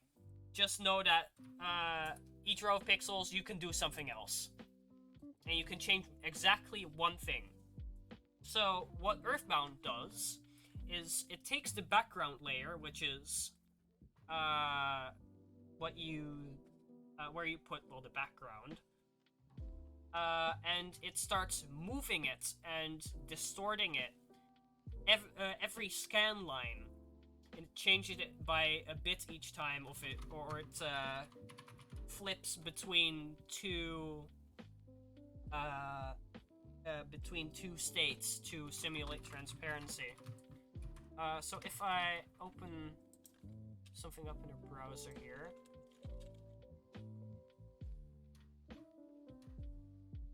here is a simulator that someone made in JavaScript. Oh hey, Emily's here. Hello Emily. Hi, I hear Emily. the whole time doing stuff to get something working. 2 Discord bots, one that pulls from GitHub to update the other. Oh, okay. So I'll quickly switch over to the browser. Here you can see set simulation. Oh my god! Super trippy. So each row of pixels, it is. Oh, is this even an accurate simulation at all? Oh, I don't think so. Oh. Yeah, this uses 2 different backgrounds, doesn't it? Is this real? Oh no, this is just. Oh, this is. Okay, this isn't even accurate. Okay. Oh dear. So, as mentioned, it changes the state of the background every frame, so it can stretch it. It can stretch it a bit, for example, or it can move it a bit. And by doing that, it can create warping effects otherwise not possible. Oh, you're. Oh, Kim, you're literally just talking to Oh, it's because I thought I was bothering you by like talking to chat. Well, I mean, this feels kind of,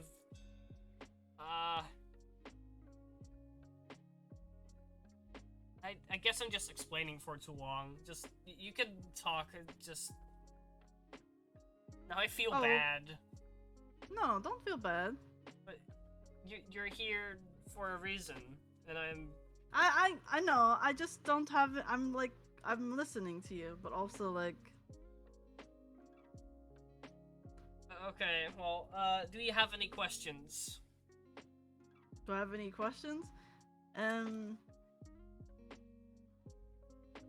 Yeah, I do have. I have a lot of questions. Okay, go ahead, ask away.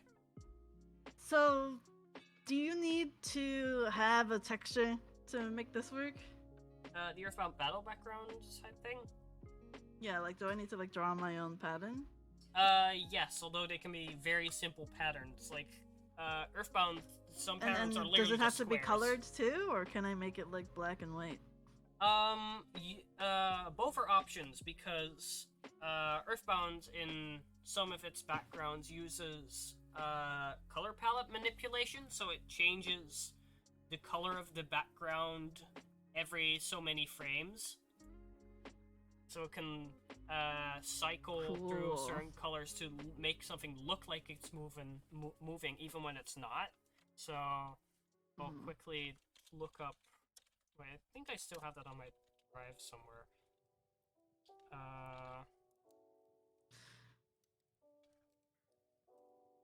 Let me find it.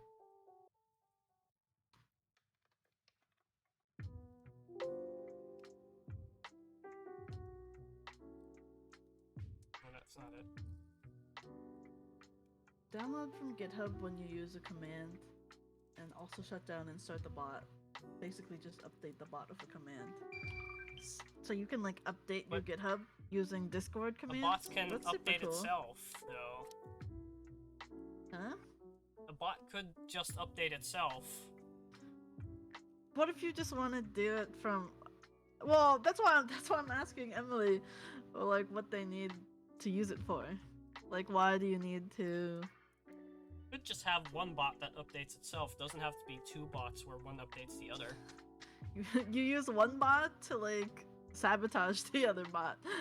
Just like secretly mess with the other bot by making commands from the back scenes. Okay. Well, one bot is going to be a master control for multiple bots. Ooh. What for? Oh, so you're gonna have different people in their own Discord servers working on their own thing, and then like someone's going to be like an admin is going to make commands to like the main central bot. That's cool. Okay, here we're back in A Sprite. I found a big sheet of all kinds of backgrounds. Whoa, those look great. These are all just patterns. Here's They're very nice patterns.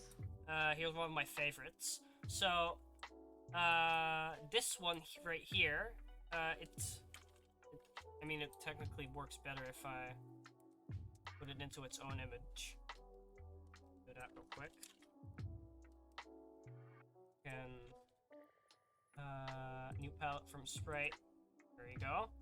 So, these are the colors used in Those that are image. inspiring me to make my own patterns. They look awesome. These are the colors used in the image, and the actual game cycles them around, so it makes the first color the second color, and the second color the third color, and the third color the fourth color, etc., etc., until it gets to the end and it takes the first color. Can I do that here? Let's see.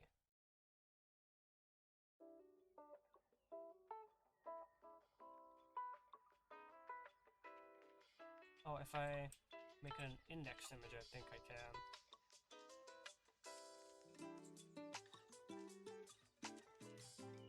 Oh, I can probably do this instead. So, like, oh.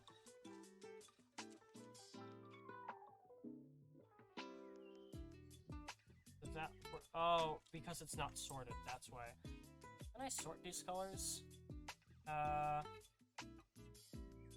Like green. Yeah. This is probably accurate enough. So then no, hold on. The image is already screwed up.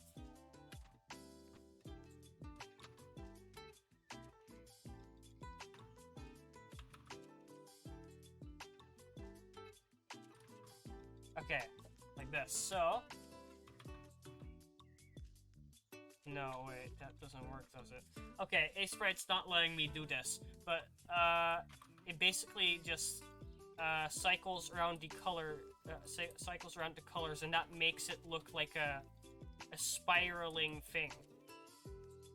If I zoom out a bit, you might be able to see the spirals, and those will start moving as soon as the colors in the palette start cycling. And you can do this in shaders. So, for example, one modern game I know that does this and replicates these backgrounds is The Murder of Sonic the Hedgehog. I love it. I love that. I actually remade one of these backgrounds from that game. We'll see if I can get the GIF. I didn't, so The Murder of Sonic the Hedgehog actually uses a hue shifting. Like shifting between certain colors. But here is a GIF I recorded of that. Of the remake I did. So, here I am warping an image. Well, sort of.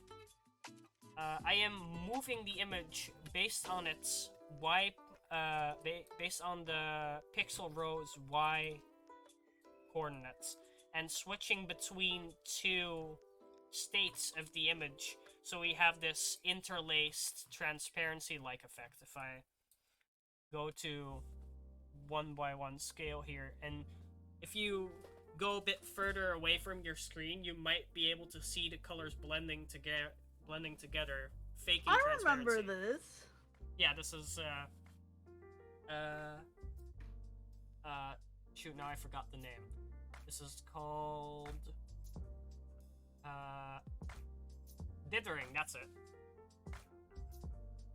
This is called dithering, and you can do that with this effect. Oh, that's interesting. That's also like a creative, artistic term. Yeah, and Earthbound does this a lot as well, so it can flip between two backgrounds instead of two states of the same background. And this is one of the places where that thing from earlier was inaccurate. It used actual transparency instead of this like scanline alternating thing to fake it, like Earthbound. Oh wait, never did. mind. That's a pixel art term. Yes and no. It is used in real art. Oh, okay. I just can't find it. For example, just normal coloring programs can use it when you're limited to a certain color palette. They can try adding more colors by dithering two colors. That is not necessarily only used in pixel art. I think something like Clip Studio Paint can also just do it.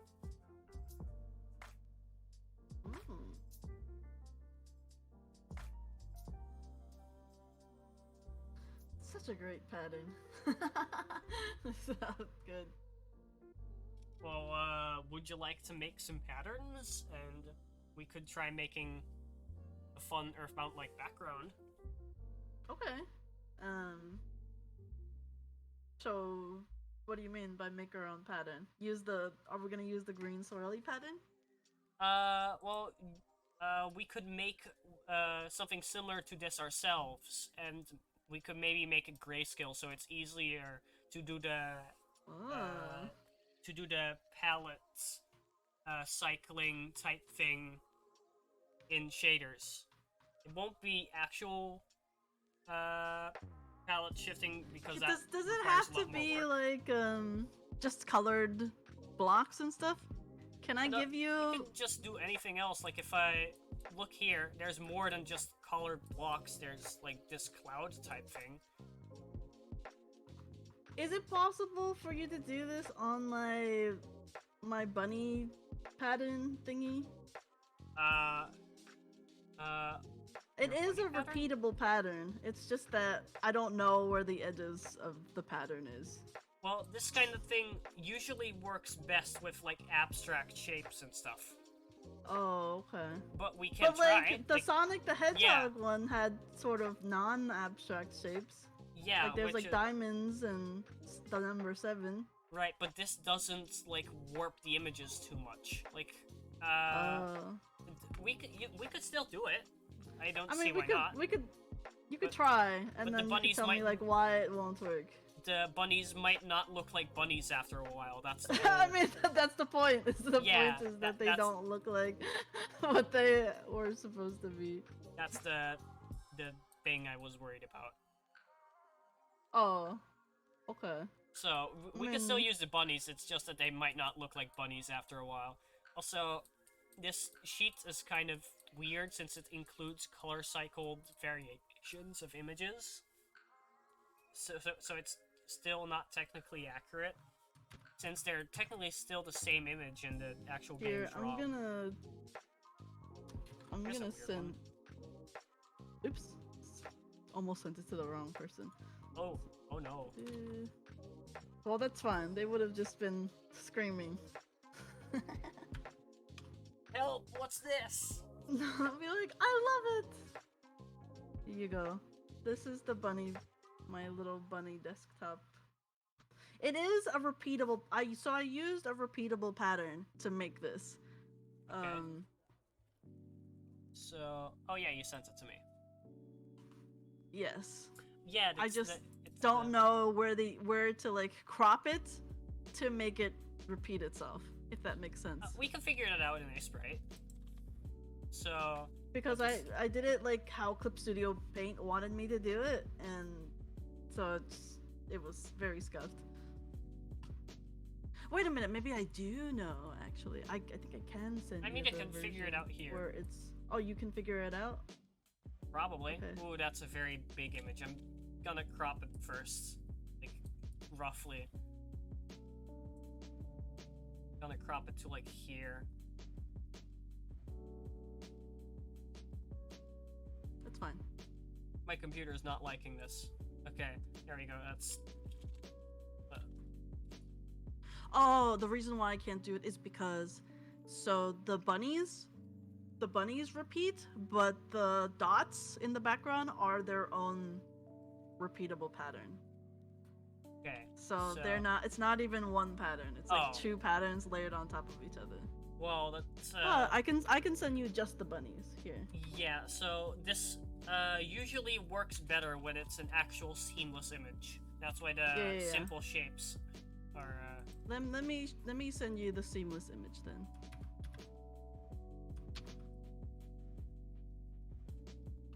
Here's another image that. Can we get like a color? Here's another image that probably shows more clearly that the palette cycling is going on. Like you can see a darker color here, normal color here, then darker, and that will then after this will become this color, and then the frame after this will become this color, and then this, and so these things will start moving around. That's what it looks like.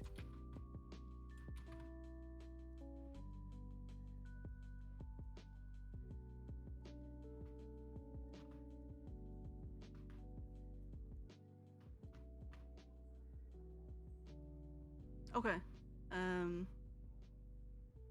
I can send you this.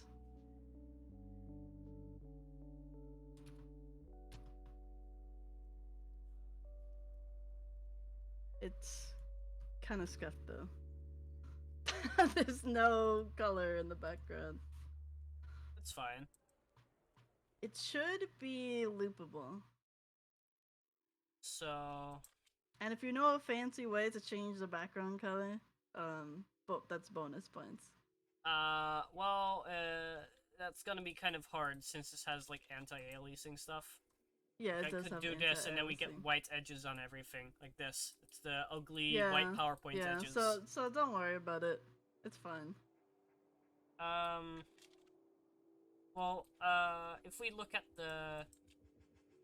for this, for example, and the simple shapes here, most of the image is filled, so it's like a busy image, and moving it around, like right here, there's a lot of empty space, and that might not work Yeah, well. I mean that's fair enough. Then let's not use my pattern. Then I just got excited. But we could drop it in later and see how it looks. I think it may look just horrible. I just wanted to see it. So I just realized someone followed an hour ago, and I didn't realize it. It's wow, wee, wow, wow. That's their name. Thank you for following. Yeah, thanks. If they're still here. So... let's see. Could try... we could also just take one of these images. Yeah. I could, make this grayscale real quick. So it's easier to work with in the shader.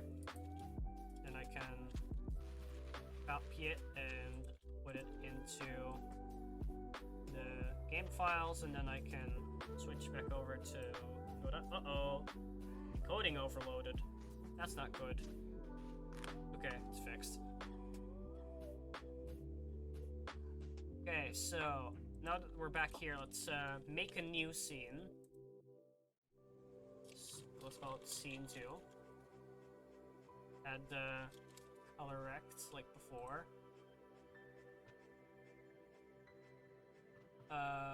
Then we'll add shader material with a new shader. Let's call it shader 2. Edit this and save this as scene 2. Okay, we have a blank slate. So let's take the... oh, we can actually make this a texture rect.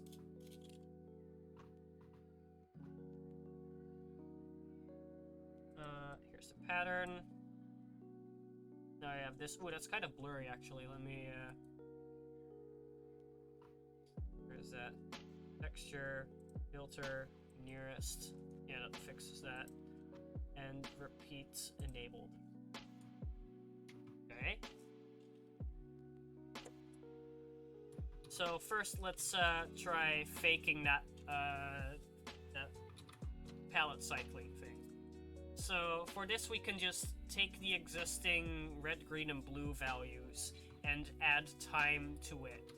Because this is grayscale, that will just after we make it loop back around, that will just make it move from 0 to 1 plus whatever the value here is, and then do it again, whatever. So let's do that. We can just sample the current position again. Float v equals texture, and then to get this texture, we can use in full capital letters texture, which is a constant for the current node's We're gonna get the texture. value. And get the value from the red channel. Dot R. Before.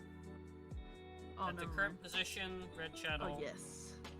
Then we can do v plus equals time, as I mentioned, and then we can make it loop around, sort of, by modulating it. So v equals mod v1. Does it need to be a float? I don't know. And then we can do color.rgb. Make sure to not set the alpha because we're not trying to make the image transparent. Equals vector 3 It's true. from the value. Oh, whoops. I mean, it kind of works, but also doesn't.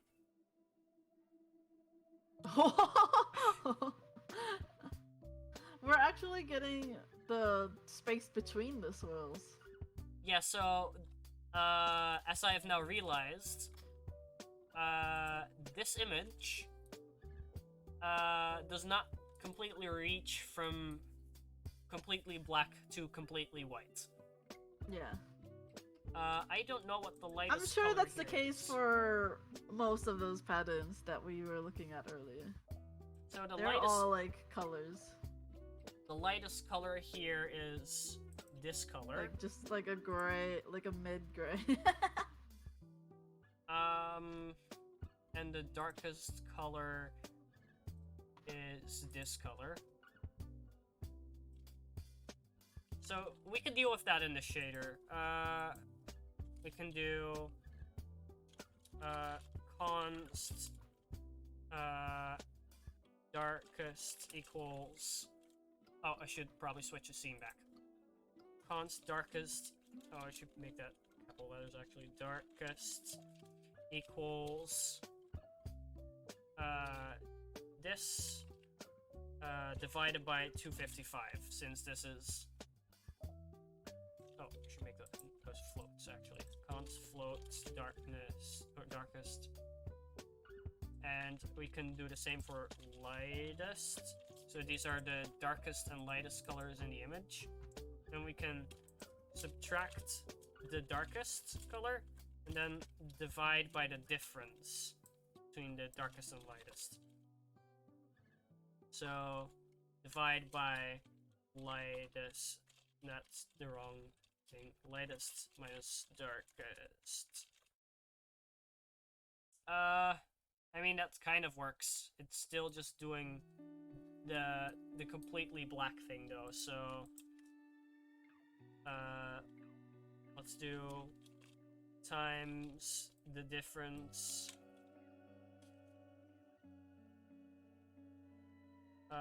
and then plus darkest. There we go. That works, I suppose.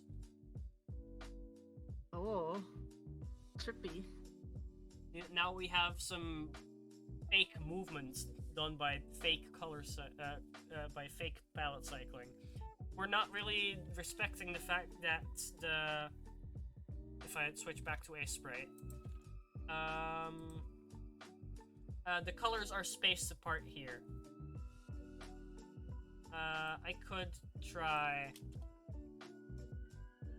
Oh, right. I can't. No, I can delete part of a grayscale palette, but it doesn't actually affect the image. Okay.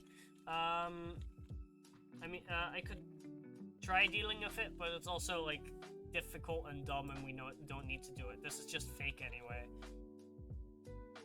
So now we have this palette cycling thing. Let's mark that with a comment. So palette. Is that how you spell palette? I don't know. Yeah, that's how you spell palette. Palette cycling. And then I can do like another section here. So it'll just. That's the end of that section. Now here, another effect that Earthbound likes to do on each scan line is, as I mentioned earlier, moving it. So it can move it horizontally, vertically, and if it used something like Mode 7, which it doesn't, but the Super Nintendo had the capability, it could have also rotated and squashed the image and stuff. But if you want to use HDMA to squash an image, so without Mode 7, you could move the image up while it's scanning. So, I can demonstrate that in A-Spray. Let's take this image again. Let's make the canvas a bit bigger. So, 512 by 512 or something. Here.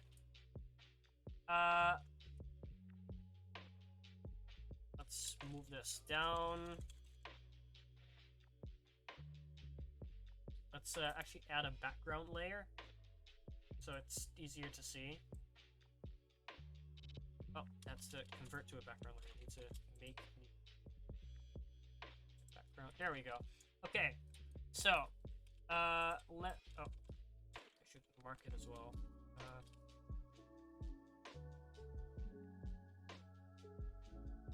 Where's I'll just make it black.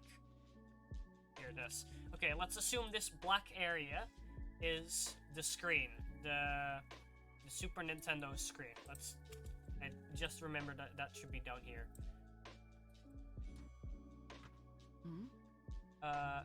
There, okay. So this is the Super Nintendo screen. This is the area we're gonna fill in. So we're gonna handle this scan line by scan line. So first we just take the first scan line. Oh, that is... Okay, let's take the first scan line and we display it on the screen. So just copying that out. Oh, whoops. No, okay, didn't. No mistake. Okay, so we take that first scan line, move it over. Now during the horizontal blank, it moves the image up. So let's move it up by like a few pixels. Do 1, 2, 3, 4. I don't know, this is probably good enough. So then we take the next row of pixels and display them. Copy them over onto the screen. And we repeat. So take the image, move it up, 1, 2, 3, 4. And we copy it over. No, that is not the actual scan line. And I don't know if you can see this, but this is okay. That's not really that visible yet, but this is going to start looking like a very squashed version of if my scroll wheel wants to work. It's going to start looking like a very squashed version of this image, because we're only taking certain lines out of the image and displaying them, cutting out what's in between them. So if I just take the image and actually squash it vertically, so like this, there, that's exactly 1/4. This is what this is going to look like. If I can I put that side by side? I don't know. I'll quickly erase this. This is what this is going to start looking like. I can put it on top actually, and then hide it maybe. So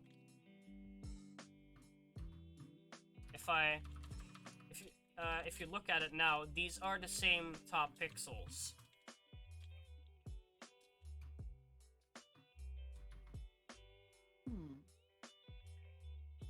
So moving it up while you're scanning squashes the image vertically. That's the entire thing I'm trying to prove.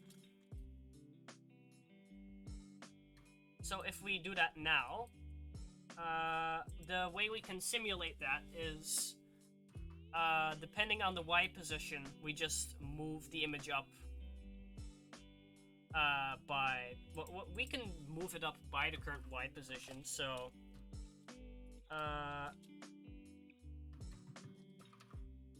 here we are sampling the UV. We can do it above this. So Vec 2. Also, is my chat stuck? Oh yeah, my chat's not updating for some reason. Oh. That's why I haven't seen any new messages. I'm gonna reopen the Twitch app. That's dumb. Okay, hopefully I should be able to see new messages now. So let's make a variable for the UV. Then let's use it here. Now, if we do, oh, that actually, since the position we're sampling it at, and okay, okay, it's not really easy to demonstrate this now that I think about in a shader because the position we're sampling the image at is both the background position and the current scan line, and or like the vertical line as well. So I mean, technically it would just be the same as dividing it by 2. But that does not really show the actual effects. Oh, that should be a float. Does not show the actual effects that was applied on the Super Nintendo. Oh, what is happening? Right, it should be multiplied by 2, sorry. So this is technically now scaling the image, which is identical to what the Super Nintendo would do, but it also doesn't explain what the original effect was. Okay. So... What do you mean by it doesn't explain what the original effect was? Well, since shaders don't use scan lines, I can't say, like, change this every frame without making the whole image run that same, or it's not every frame, change this every scan line without making the whole picture run the same code. They all use the same UV position type thing, which is both the scan, or both the position and the sampling position. So that if I were to try to implement it the same way that Earthbound did it, it would be like uv.y negative equals uv.y divided by 2, or multiplied by 2, or whatever. Is this right?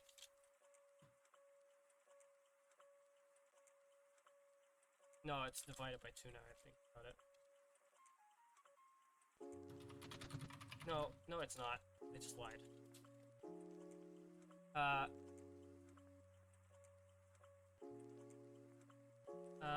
No, wait. What am I doing?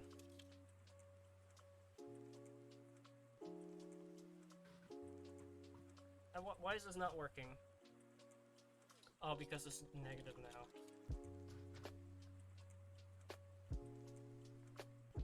Whatever, this is just a really weird, dumb way to do what is essentially identical to dividing by 2. Okay. So it doesn't really help.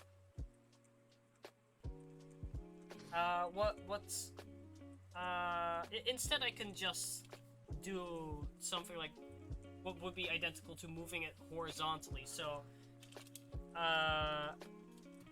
uv.x plus equals uv.y. This is going to skew it a bit. Oh, okay. So the higher up it is, the... Oh, okay. That's just gonna do that. Got it. Wait, what's it? Okay, so the lower down it is, the more it's going to offset the sampling position, which is, in this case, identical to moving it left. If I subtract, that,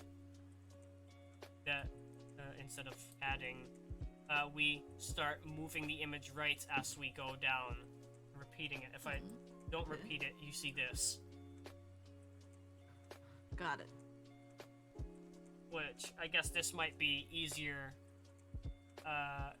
if I do this, it might be easier to see what's actually going on. So then, instead of just taking the Y position and adding or subtracting it, we can pass it through a math function like sine. So it goes in a wavy pattern. Oh, that except I should multiply this because now it's a very big wave, as big as the image, so that doesn't help. Oh, I mean, I should probably still multiply. This looks weird. But check this out. Ooh, that looks so interesting. It reminds me of something, but here, that's better. So now we have this wave effect where we're offsetting they're following like a sine wave. Yeah, exactly. I'm using the sine function here. That's beautiful. So if I put this back on repeats enabled, and then, for example, start adding time to this, plus time, going to start moving. And this is a common effect in Earthbound, where you just put in this sine function and start waving it horizontally. It's getting very chippy. If you wave it vertically instead, you should get some, like, yeah, you get this. Oh, we're getting there. What do you mean we're getting there? It's looking a lot closer to the Earthbound effect. Well, that was just a single Earthbound background that thing was simulating. Oh, the game has like hundreds of combinations. I didn't play Earthbound. Yeah, I know, just saying. I just assumed it was just one background. No, it has a ton of trippy backgrounds which are generated by a few parameters. Now we could also try combining these, so we set both the X and the Y. And now you get this. Oh. Now it's only making that, like, vertical, swift move when it's on its way to the bottom right.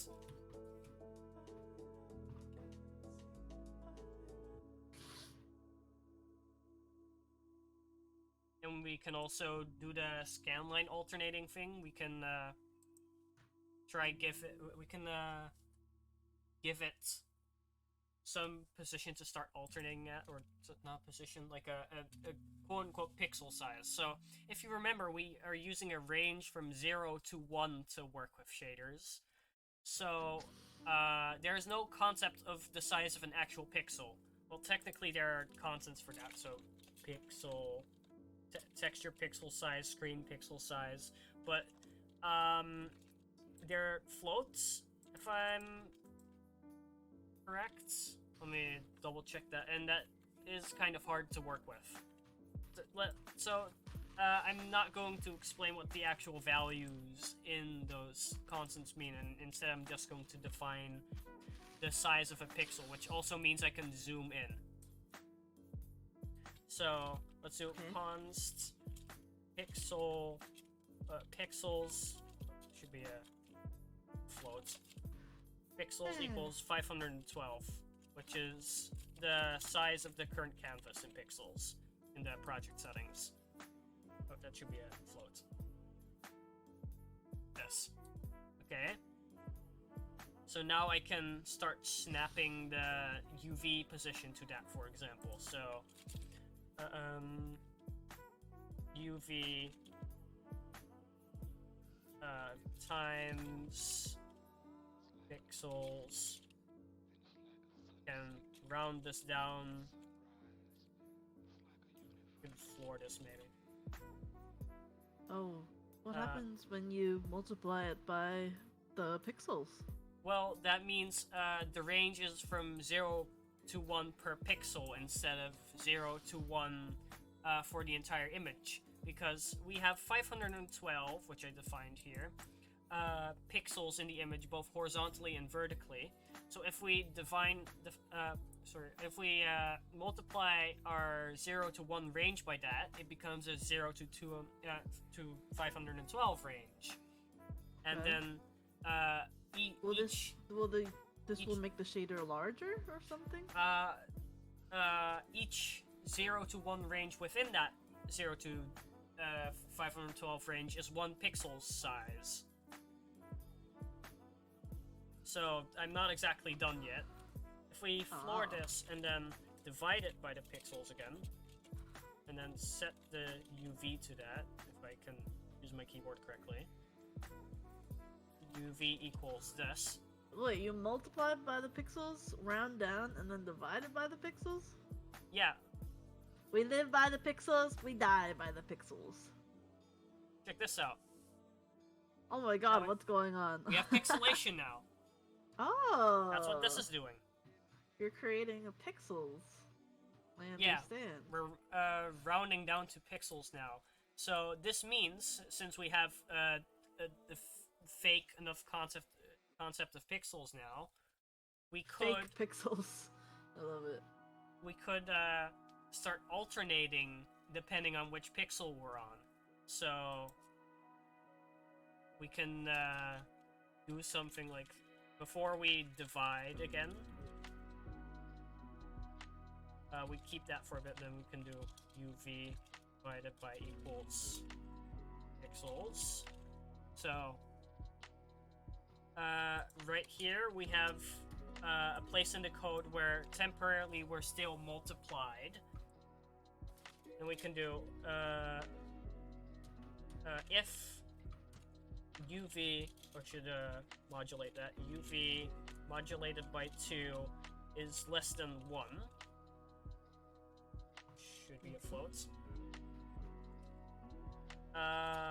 then we're in the first pixel of an alternation, else we're in the second pixel. So we can say we can make a second variable for time, so float time equals time, and we can use that here, and we can if we're within the first pixel in an alternation, then we can add an offset to the time, for example. So time plus equals 10. So we're 10 seconds ahead. Might not actually do much. Also,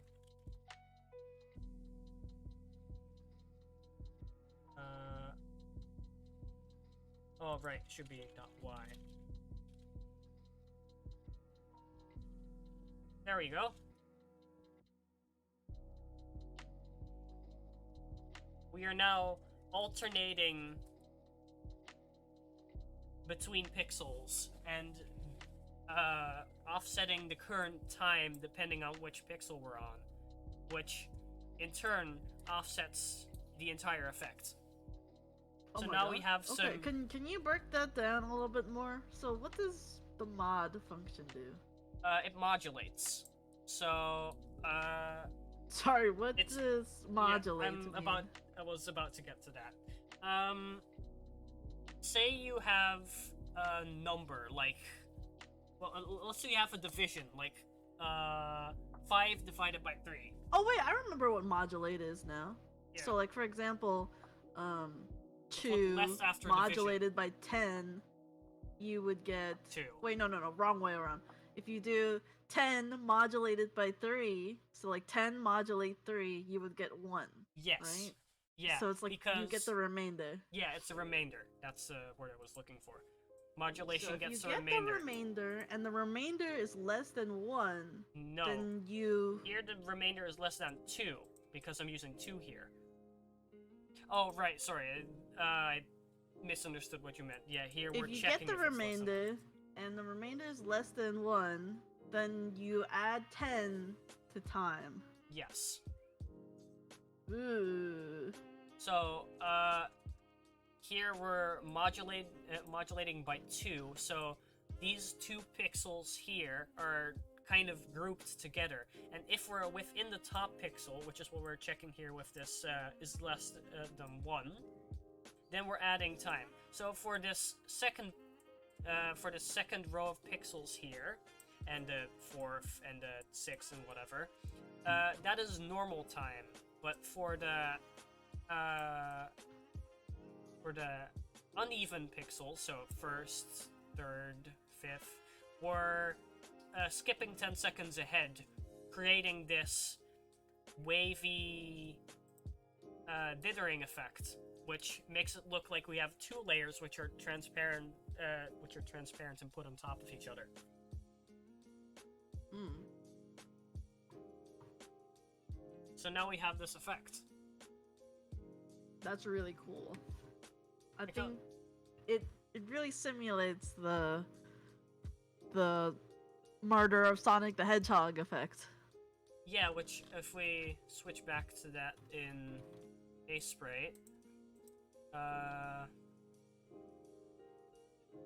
there, you can see the pixel alternation here as well. This was Yeah. also made using a shader. Yeah.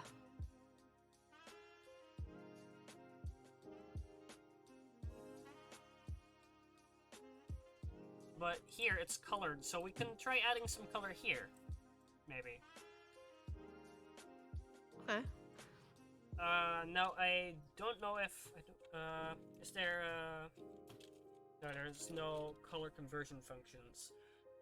I was thinking maybe you could do a hue shift, but that's a bit complicated to do with RGB on its own, so I can try taking like a HSV to RGB conversion from the internet and just plopping it in.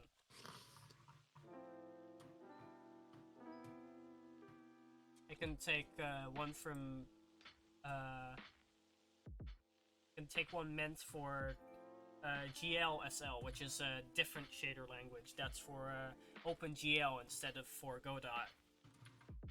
But I can convert it, or it might already work depending on how it's written. The languages are similar enough. Let's see, HSV to RGB is what I need. So I can just define that up here.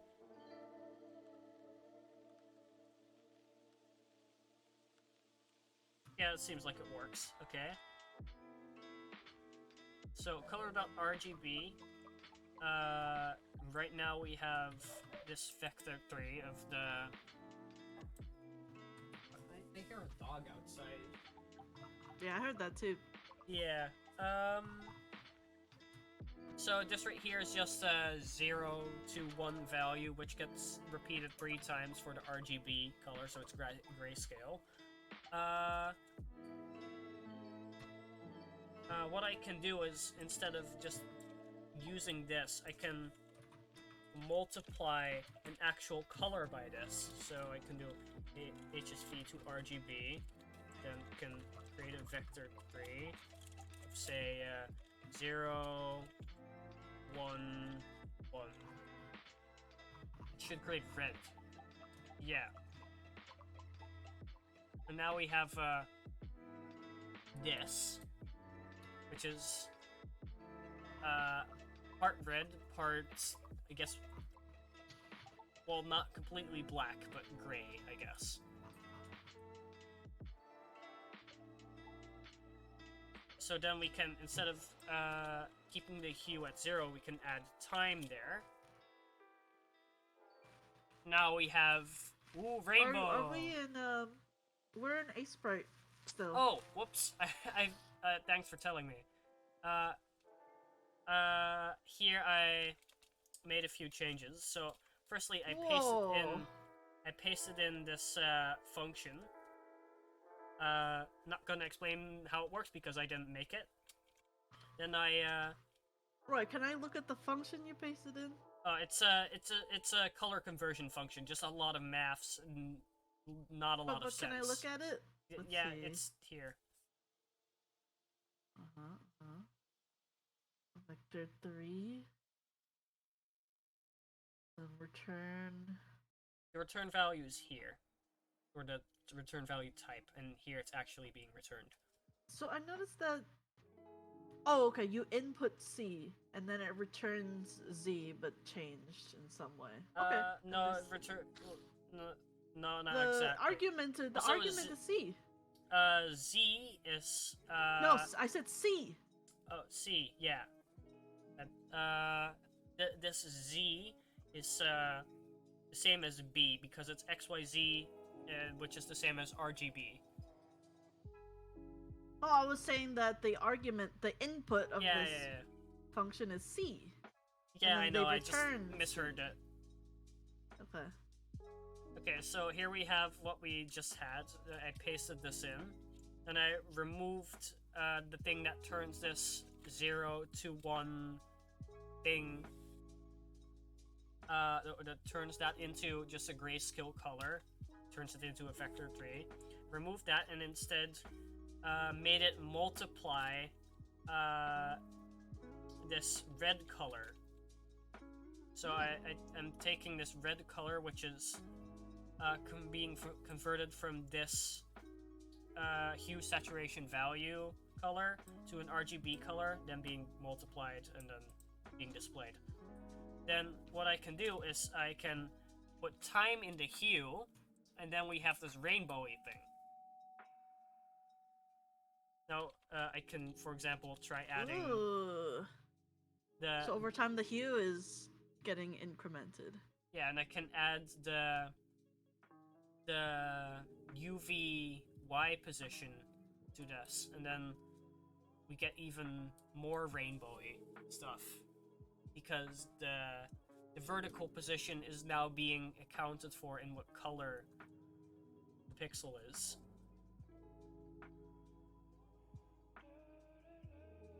Or I could also use the modified time thing so we can get the alternation thing happening if that actually even oh right, it doesn't impact it because this is a whole number. You can do like 10.5. There we go. Now we get a color alternation as well, although this doesn't look very good. It just looked like a lot of weird colored, almost gray. Mm-hmm. So just back, then I'll just back in time, and now we have this rainbowy thing, which I guess is not something Earthbound could do, but technically could if it changed one single color a lot in the color palette. But this is generally not like a thing you would normally do. That is so cool. What is the part that's like gray? The gray part is where the value equals 0. So if I can or I think so. Hold on. Oh, it's no wait. So yeah, there are some gray sections here. Can I pause this? Or I guess I could just set time to 0. Oh. I would need to use the real time here though. Or that fake time. Am I using... Oh.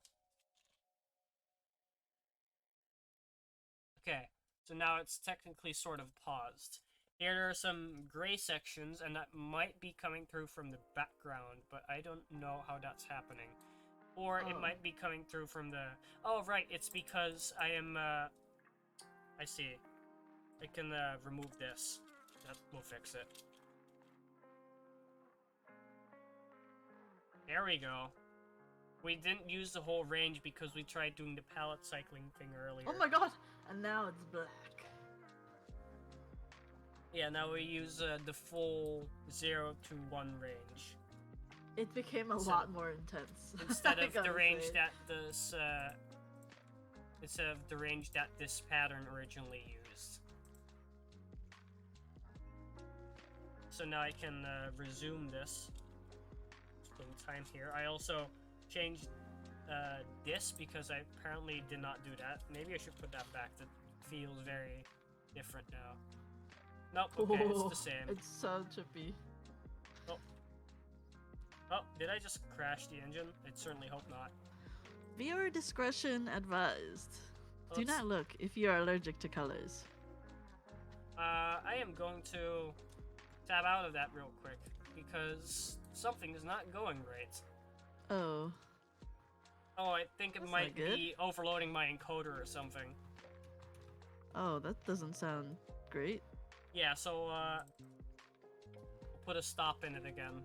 There, switch back. Okay. So my computer was, like, full-on stuttering and stuff because of that. But yeah, here's the effect, but paused. And this is the kind of thing Earthbound does.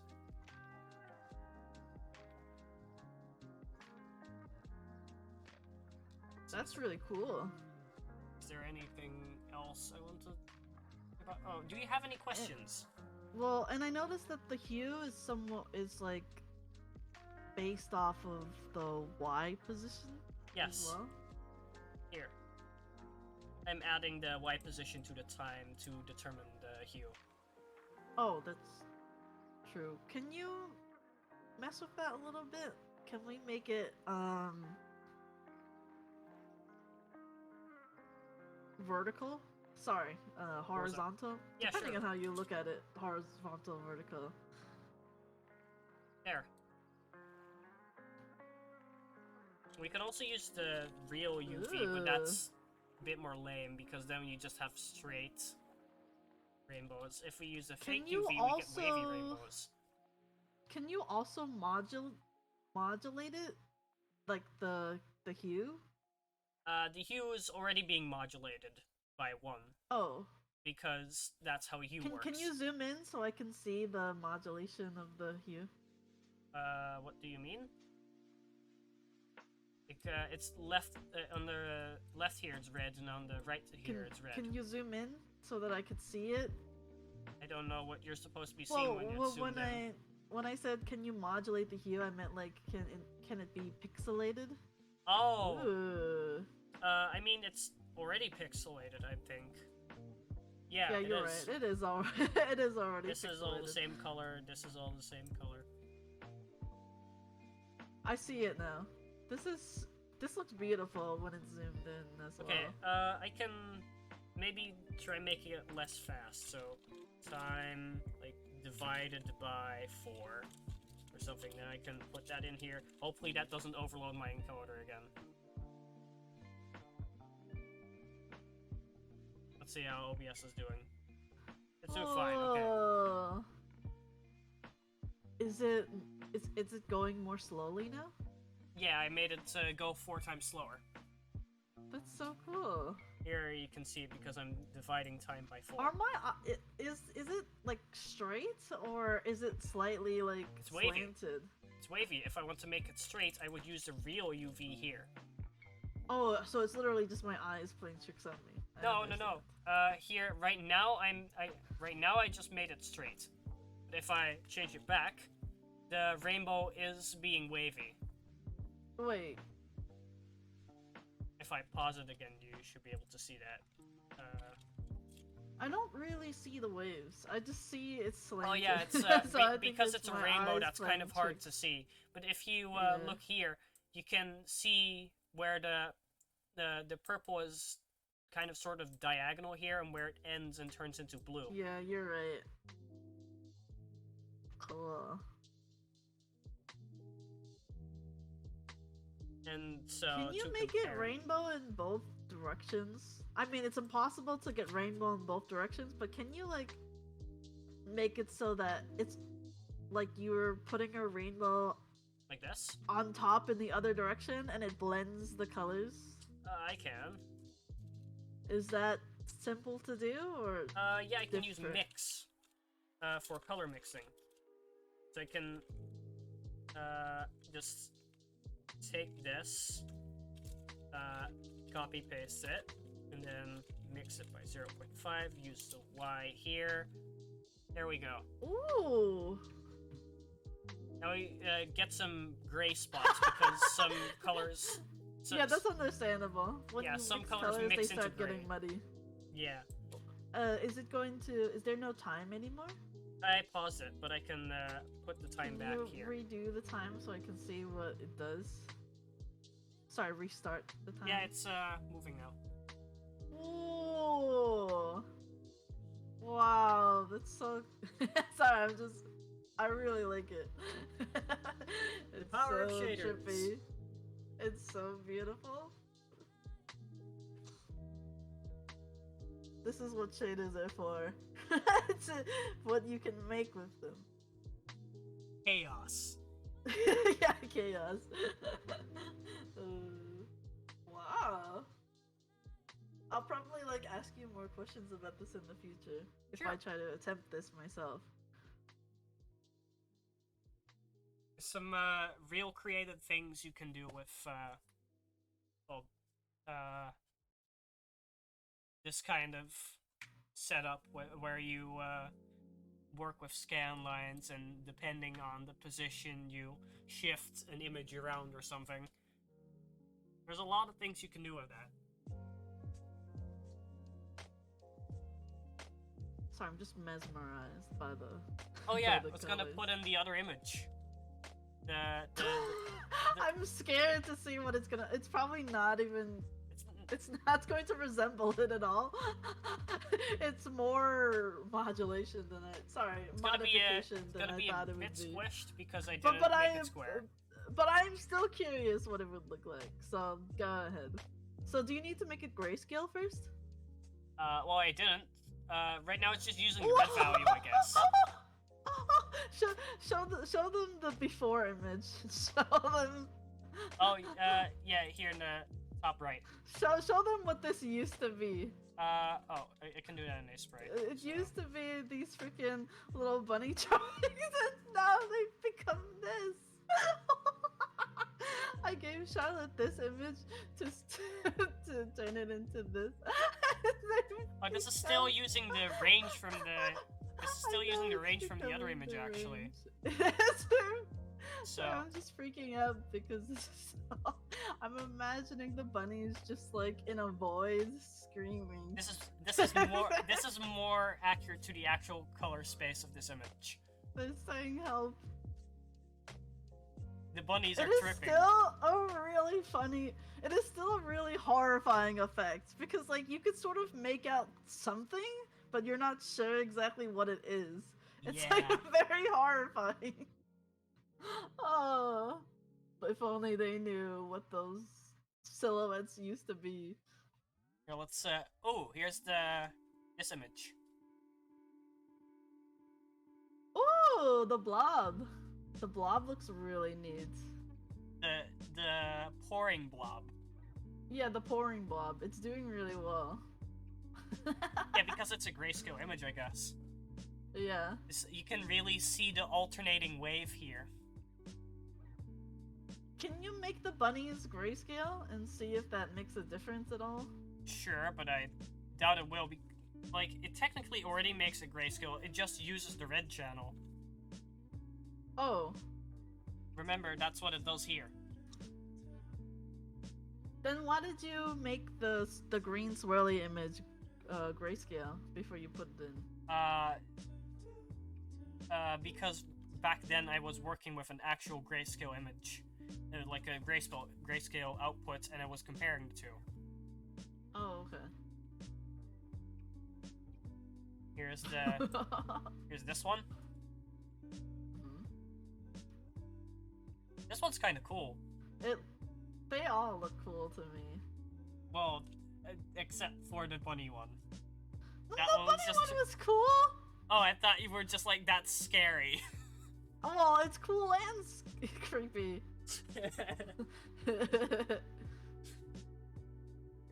I mean, yeah, I guess things can be cool and creepy at the same time. Yeah, exactly. Now this one, I would argue that it is also kind of creepy. If you imagine that all those waves are like little tentacles. Or if you Creeping imagine in. that they're souls. Yeah, souls or tentacles. Souls being sucked into a void. Or tentacles creeping in on your vision, Yeah, that. taking away your eyesight. We could also put Godot's icon.png in here, and that's gonna not look like much. I don't know what that's gonna look like. Oh! Oh my god! Well, that's a thing. That's That's really cool and creepy at the same time. Do we have Wait, so you're not making any adjustments? It's just randomly turning black sometimes? Well, that is it reaching the... That's it reaching the brightest points and then wrapping back over to the darkest points. I can try doing something about that. No, you don't have to. I think it adds to the creepiness. That's what this modulation here does. It's almost like when the background turns black, you can see the face, like the eyes staring at you. It's like, hello. Hello. Hello, I am in Rainbow Void. No! Here's some other images I also imported. Here's that thing. This one is not gonna do much. Mostly transparent. What is that? That's the remember that's the marker thing for on the circle. Remember the one I spun around like this. Oh, not like that. Sort of like that. When I spun around, yeah. Also this. Whoa. Yeah, that's just a pink circle turning into this. That's really pretty.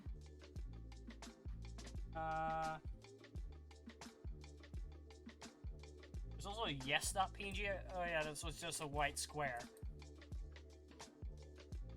This is what a white square turns into. Or white rectangle, I guess. But okay. It would just show the full rainbow. Yeah, sort of. Also with the weird alternating thing. Yeah, but the weird alternating thing is so interesting.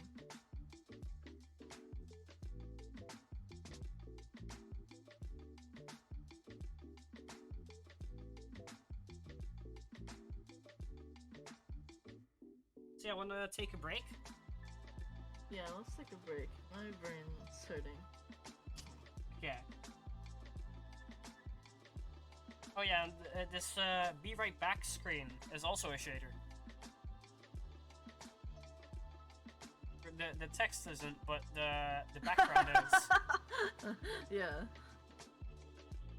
Cool.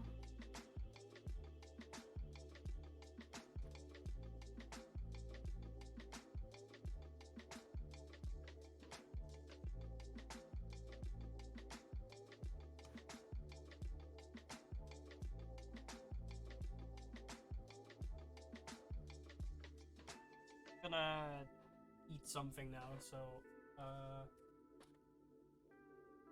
I might have to like mute while I do that so it doesn't sound weird.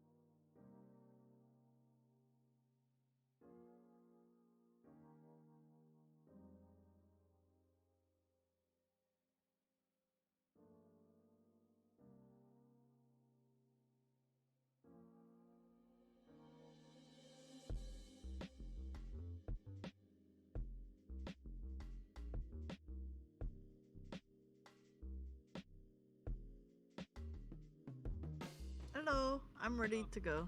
All right, If cool. you are. Yeah, I'm ready. So, while eating, I prepared a new scene. Mhm.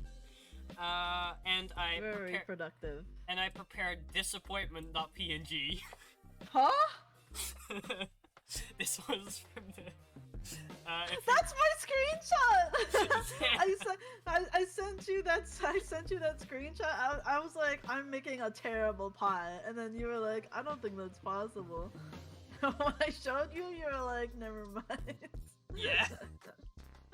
Oh, my freaking terrible pie. So I used this during the first time we called as well. I used this as like a, well, I guess sort of a placeholder. It's just a random image that was needed at that point, so I just put in this image. And I called it disappointment.png. Well, I still got 76 points. It's amazing, really. True, but look at her face. Yeah, it's only the toppings that went wrong. Fair You enough. can kind of see I got a 9% on the toppings. Oh yeah, here. Barely see it. Mm-hmm. Yeah, Well, that might be an 8, actually. I don't know. It could be a 0, even. No, from the... If we, look at the shape of this circle right We can here... conjecture what number this possibly could be. This would be, here is more of the background color than here on this pixel. Here's the most red. So that means that this is, if I can put in like a, It's either an 8 or a 9%. well, I'm trying to prove that it's a 9. So... Okay, how do you know that it's not Yeah. an 8? Let me put in some kind of polygon. There, polygon 2D. Let me pick the background color real quick. I'm the one who took the screenshot. I should know what percent I got. Okay, so... this looks like... oh, can I even make... Here. It's not working. Okay. I don't think that's scaled correctly, but the hole in the 9 looks like this shape. Well, you never know. Maybe 'Cause Papa's there's less Bakeria has really weird font. Yeah, maybe. It seems unlikely. They Like, could have a crooked 8. Here's an 8, I think. Or is that Where? a 9? That's a 9. Ah, okay, then I don't know. Oh, no. Okay, so we have disappointment.png, and we're going to put it behind this color. What? palette. Okay. So, what I'd like to focus Okay. this section on is screen shaders. Oh, screen shaders. Shaders that apply to, well, the screen stuff Oh, are you behind it. going to do like a transition screen? What are you gonna do here? We can do that. Although you can just do most transition screens you can do by simply discarding a lot of pixels. Well, what other type of screen shaders are there? Well, it's not really defined in types. Basically, a screen shader allows you to use the screen as a texture in your shader. Okay. So we can take what's behind the thing. So this is going to be very useful for video games, then. Yes. Well, I mean, all the If you- previous ones were useful for video games too. If I can find the right scene, need to. Oh yeah, that is not correct. Working on something. There we go. You can now see the window of the actual shader here. This is the thing in action. If I modify the shader right now, I'll just hide this. If I modify the shader here to discard, save, and I might have to rerun. Yeah, if I now just transition again. Oh, just need to unhide the game. You can now see what's behind it. So here you can see part of the Godot default background, and here you can see the image. Might put some more stuff here, like this icon. Oh, that's not icon.png or SVG actually. It's icon.svg now. So let's stretch that out a bit more. There we go. Beautiful. Wait, sorry. What's Godot PNG doing here? Icon.svg. I just dragged it in and scaled it. But why? I'm filling this with stuff so we have something to look at behind the shader, because that's what we're going to be manipulating. Okay. I could just put another icon.svg here. Like this. There you go. Beautiful. Now we have the full. Oh, is it? Oh, the full screen has now been been filled. So if I just close this, hide this, and make sure it's actually hidden in OBS. The problem with stuff like screen shaders when working on them in the editor is that what was I gonna say?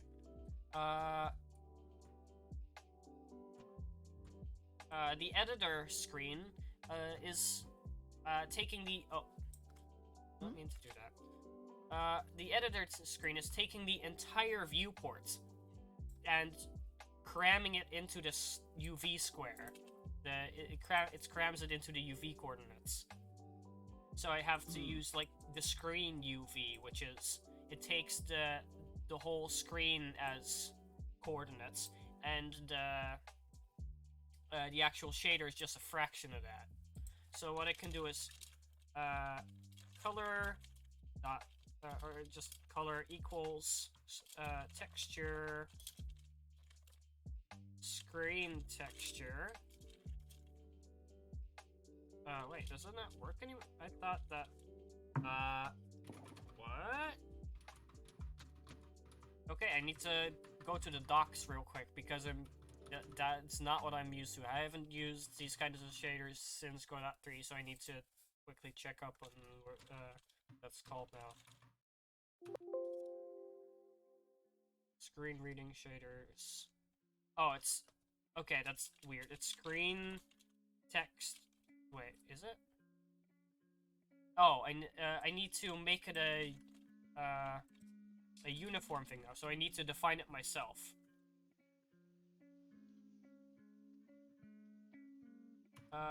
So screen texture and then screen UV.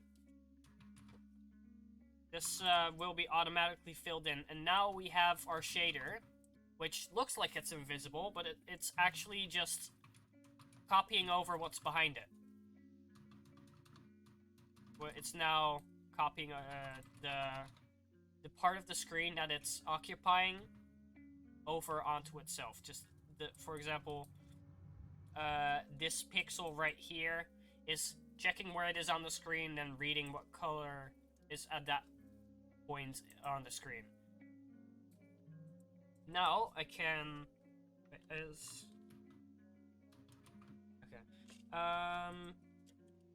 what I can do is, for example, make this wavy like before, so I can make custom UV variable again. And then I can... Oh, hold on, that's actually front of shader. Okay, there you go, now it's behind it. So I can make this wavy again like before, so I can do UV dot X plus equals sign UV dot Y, something like that. That's a bit extreme, but yeah, it works. And now you can actually see the whole trippiness of the situation with it only taking a section of the screen and using screen coordinates and stuff. Oh. If I move the camera or move the viewport, you can see what's being shown changing. Sorry, I think I'm lost. Okay, so So can we like break this down? Also, I can't see the code. I mean, well, some of the code. oh is right, being because blocked. I maximize it. Sorry, I didn't realize that Yeah, would can we? block it. Yeah. Yeah, that's fixed. Apologies. If that would It's be okay. normal, but yeah, moving the camera. Let's is just see. that. So I'm gonna try to break it down in my mind here.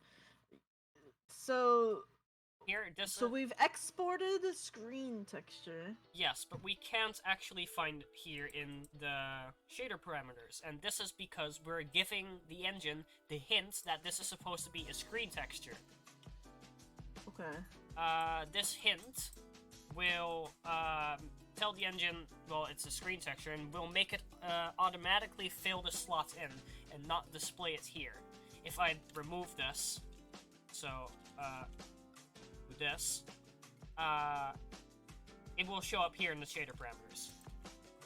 But because we want to actually use the screen texture, we give it the hint, and it will fill this texture in with the entire like viewport here. So this The main viewport, right? the editor viewport, like Oh, the editor viewport. like if here, this right here, this rectangle in which you can see the game. Okay. How does that compare to what the camera can see? Well, if we actually boot up the game, I can hide all of this. You can actually see how big the game is normally, or how big the camera is normally. There's The this, camera is a square? Yes, I made the project size 512 Oh, by okay. 512 pixels. Now to unhide all of this, So pure everything chaos. in there is in the viewport. Yeah, if I use... Oh, whoops. If I go back to the shader editor, and instead of doing all of this, I just use the normal UV. It should be clear to what as to what's happening. We're squishing the entire viewport rectangle into this square. We're pushing the entire So it's like viewport taking... into the shader? Yeah. So it's like Okay. taking a screenshot of this viewport, then resizing it in Sprite to be a square. Also, you can see Okay. even more here. Oh, did I just... you can even see even more of the editor being repeated here on the right in the Okay, yeah. material thing. I'll actually make sure that's there. So this is what we're doing. Then there's the screen UV, which if I just use the screen UV, now it looks like nothing's happening. The screen UV is taking the entire viewport's 0 to 1 UV. So this is 0, 0, and this is 1, 1. So that's a rectangle. And it's then taking... UV equals screen UV. Yeah, I see. the screen UV is the UV of the entire viewport. And then we're taking the pixel's position in that. So now it's not gonna be squished? Yes, because we're only taking what's at that pixel position, so it's like cropping the shader's square out of the big full screen, full viewport image.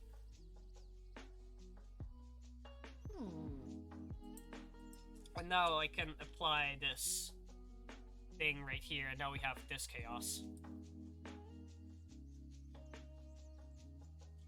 And now you've applied like a sign function to Yeah. the X value.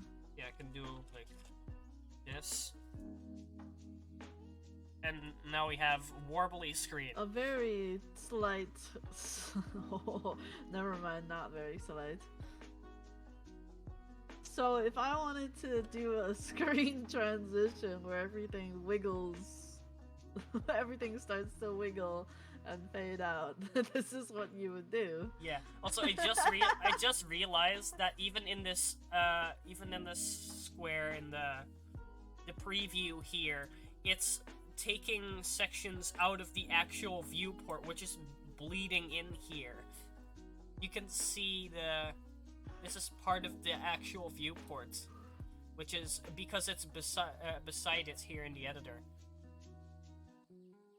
So let's talk practicality here, like in practice here.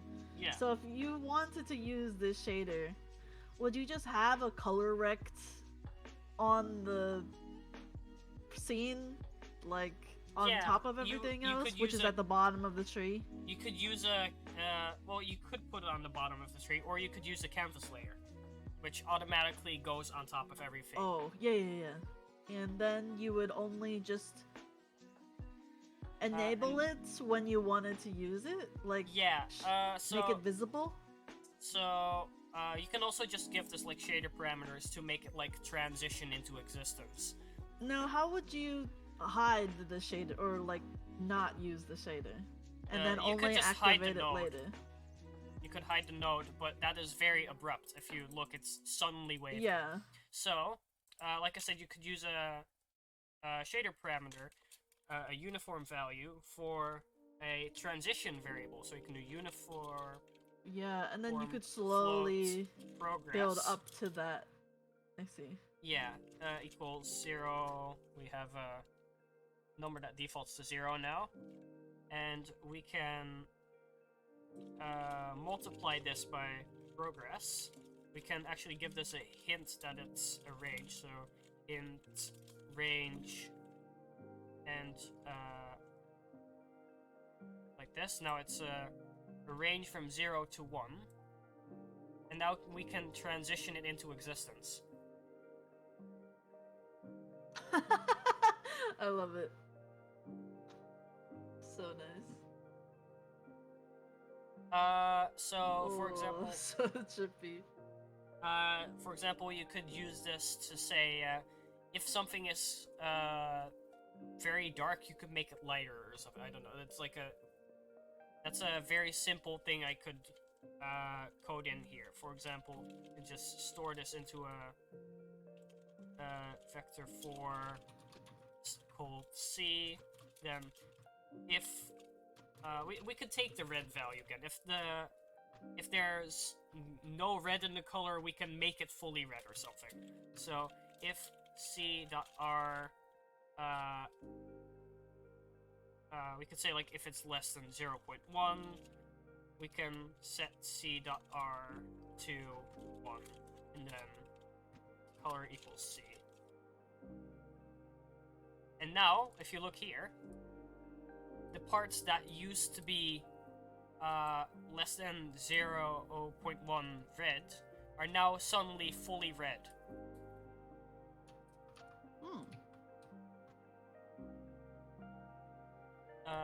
And this is affecting what's behind it. So if I start moving this around now, it's like you have like a weird looking glass into another dimension. Is that like an Alice in Wonderland mirror or something where you see something else on the other side? How does that is that how that works in that story? I don't remember if there even are mirrors in that story. It's like a portal, there are mirrors, but it's in Through the Looking Glass, which is the sequel to the first one. Ah, okay. So you could, for example, use this for a flashlight or something. Oh, yeah, like a heat sensor, or like a it could be anything really. Yeah, but use this to see a mysterious thing that you can't see with your eyes. Yeah, so or you could also just add the warbly effect again.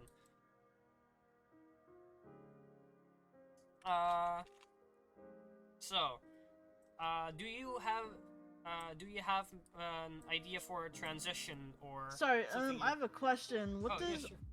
so is R built in?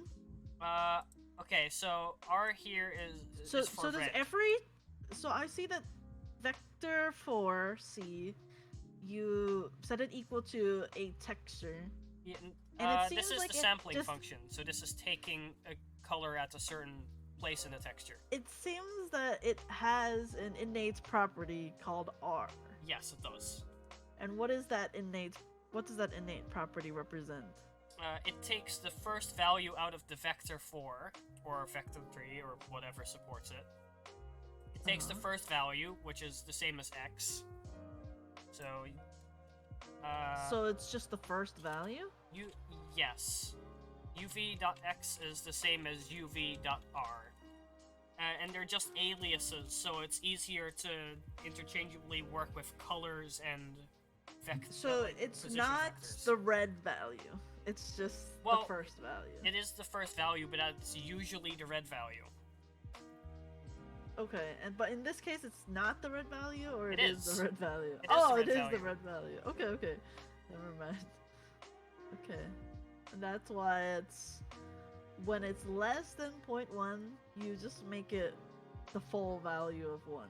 Yeah, and then we set the color to that. And that's what's happening here. That's why this black-looking stuff is now fully red. I understand. Okay, so... Oh, that's so freaky.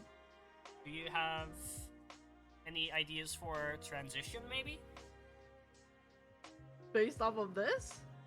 Well, not necessarily based off of this, we could just scrap all of this. Yeah, let's have it slowly become wavier and wavier. And wavy to the point where the entire image is obscured. Where you could theoretically swap it to a different scene, but the viewer would not notice because it was so distorted that they couldn't tell, and then remove the sign so that it's normal for a perfect scene transition. Okay, I have an idea for that. Also, I just realized I stopped screen sharing for you. Were you still watching that, or were you watching the Twitch stream? No, I'm watching through the Twitch stream at a delay. Okay, so are you fine with that? Or yeah, I'm fine with that. I just don't want to drop frames on your stream. I mean, I still was just. Well, I also wanna watch your stream so that I could look at the chat and be in the viewer thing.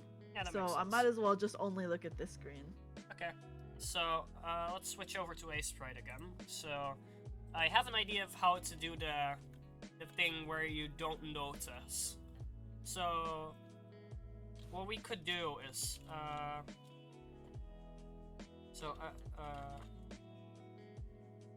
we could put the two scenes we're transitioning between.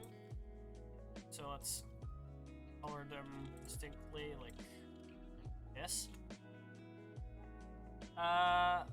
We could, when it's very wavy, this is the screen you're normally looking at, and this is off screen. Then when it's very wavy and not readable anymore, you could start moving this in like this. So you could start shifting the image left and shifting in the new scene, and then unwarbling it. You could then go unwarble it. Yeah. Sounds good. So I'll switch back to here. So we would need a second scene because we need something to transition to. How do we represent what we're transitioning to? I'm not sure actually. Do you need another Papa's screenshot or something? Maybe we could also just do transitioning to a black screen so it's easier. If that's okay with you. Maybe we should make it more exciting. Okay. Well, what kind of image would you like to use then? Well, I guess it has to be like the same.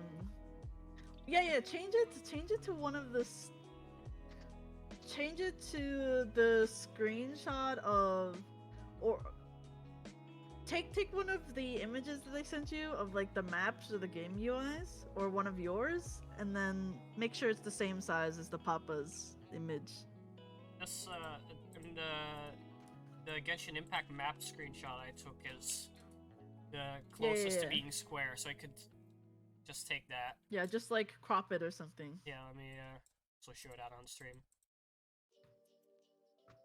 Here's a map screenshot. In one moment, you're disappointing a customer, and in another moment, you are playing Genshin Impact, which is also a disappointment to your customer.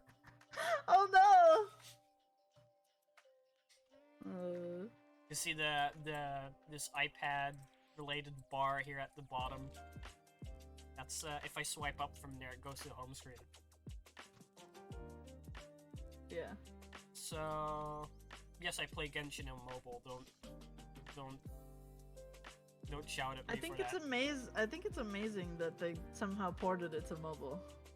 It was meant to be a mobile game. Oh, really? Yeah. Okay. I don't know anything about Genshin Impact, so I believe you.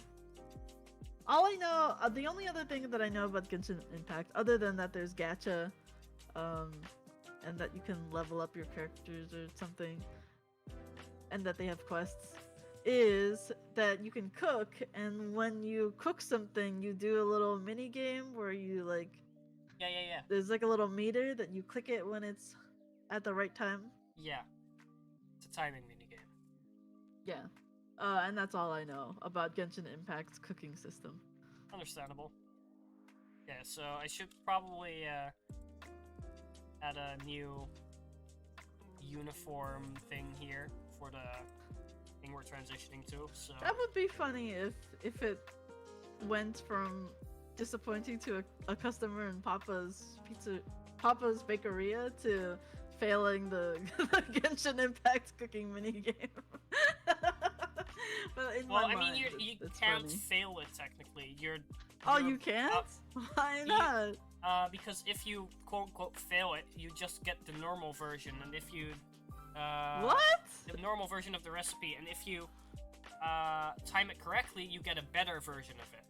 If only it was like that in real life.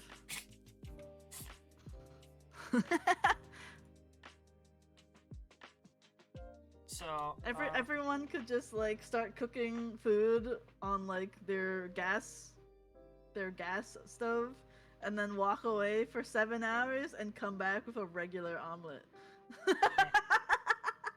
Instead of burning the house down.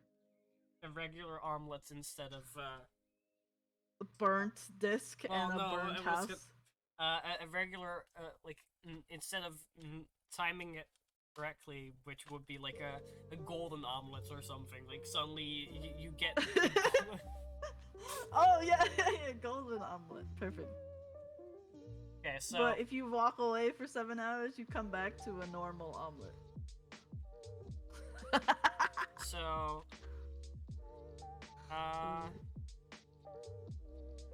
Okay, so I'm pretty sure the sign function.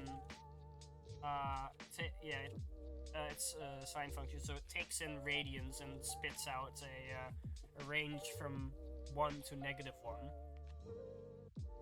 So what I can use the sine wave as the thing that shifts it from right to left. Actually, I can do that later. I can first just have it shifted in general. So UV. Oh, hold on. I need to know the. Right. Okay. So there's a bit of a problem with this. What's up? The problem is that we are working with the screen UV, which is not the same as a normal image UV, I guess. Like, this isn't from 0 to 1 within the square, this is like a fraction of 0 to 1, because this is only a part of viewport. Well, what do we need now? I am going to need to do some thinking to figure out how to make this work. Thinking time.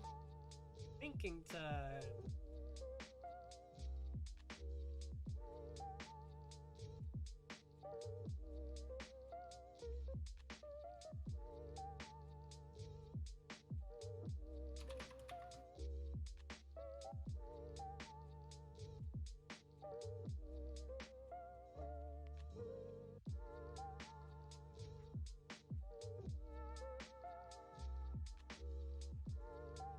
Yeah, I don't know how possible this is, seeing that the pixels can't know each other's screen position. Oh, then is it not possible to do the screen transition that I'm thinking of? Well, it would be, but like, if oh, whoa, it's an error in the shader. Right, can't have that. This doesn't show up in OBS.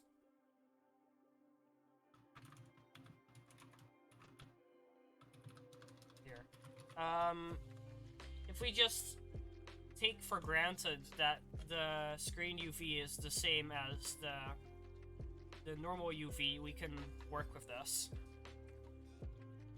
Okay. Oh, hold on. Suddenly just someone entered my room without knocking.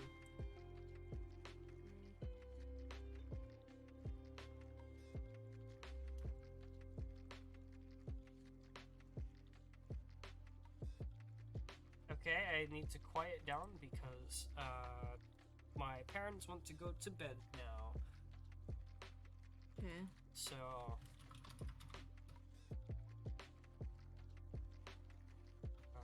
okay, so I hope yeah, it's gonna be a bit hard to hear me now. I might have to turn myself up, although I'm scared to do that and then suddenly forget about to talk less loud and then just peak. That's fine. Well, whatever. So, you just take for granted that these are the same. Beautiful. And now,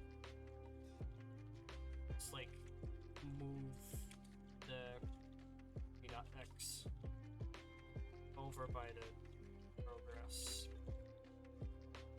Oh, need the semicolon.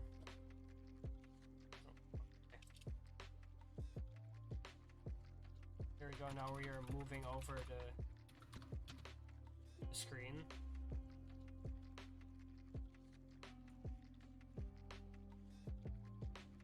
And also doing the distort thing.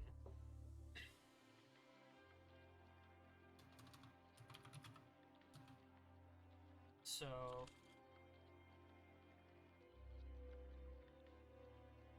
can multiply the progress by tau, which is 2 pi, if you remember that.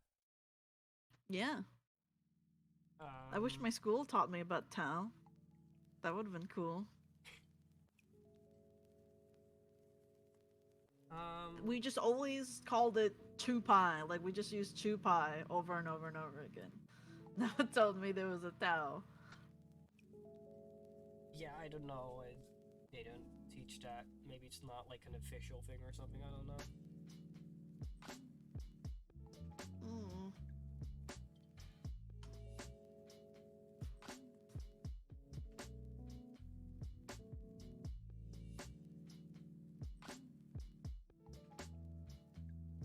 I might want to use pi instead of tau. Yeah. So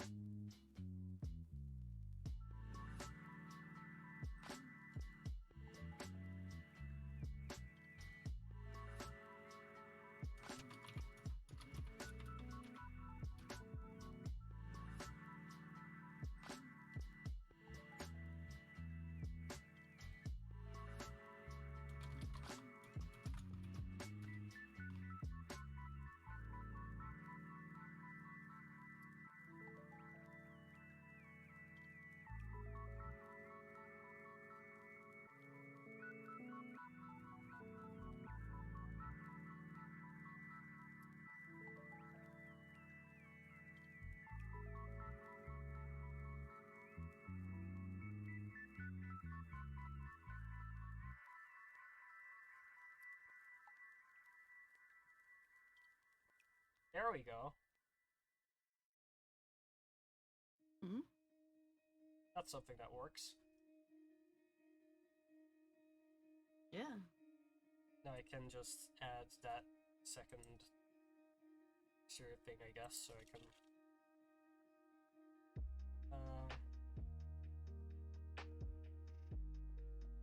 I can remove this thing.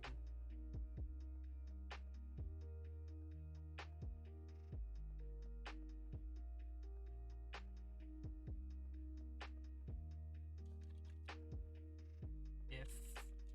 Okay.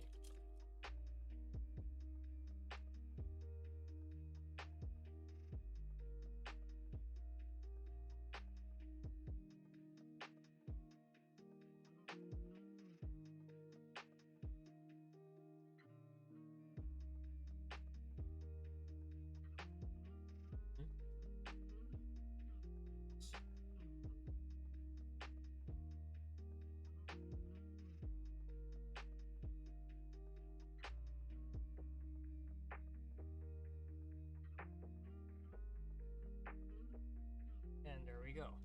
That should just work. There we go.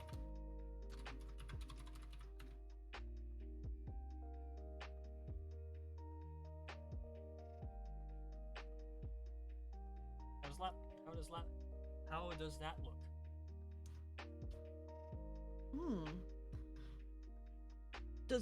Do you not need to distort it more to like make it incomprehensible so that you could switch to the other scene? I could. And make it 80 times worse. Perfect. Or maybe even 160.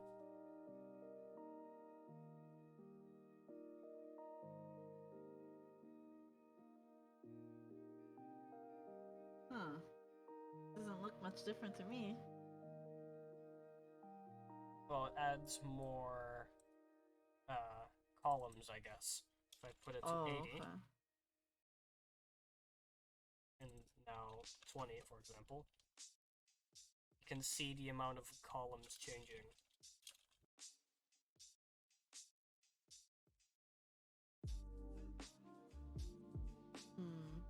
Yeah. But it's not, like, distorted. I could distort it's it. not getting more distorted to my eyes, if that makes sense. Yeah, so we could distort it more. Okay.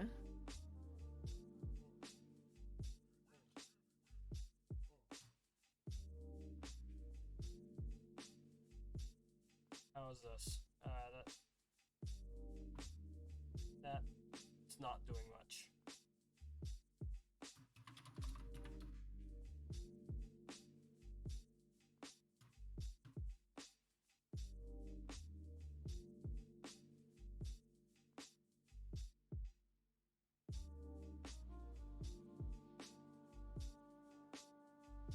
Maybe. How's this?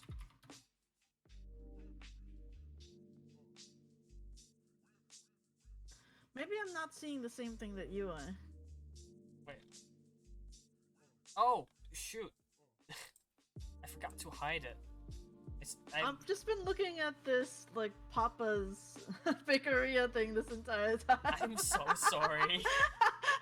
You were like, huh, it looks pretty distorted to me. And I'm just like, I don't know, it's not distorted to my eyes. I'm just looking at the Papa John being slightly wavy. I'm so sorry. Okay, that definitely looks extremely distorted to me. Like, it's what? fine. Okay. Well, lost viewers because of that. Amazing. Oh. I wouldn't worry about that. Anyway, I can put this on an animation player or something to make it happen more to make the speed more consistent. It could happen automatically also. Just make a new animation. 1 second long is fine. Then I can animate this property.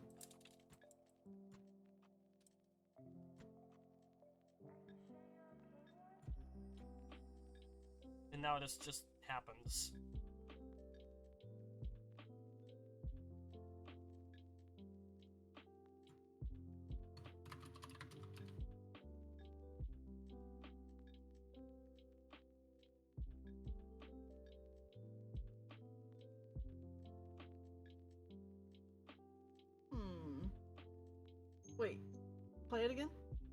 sure. Or do it again.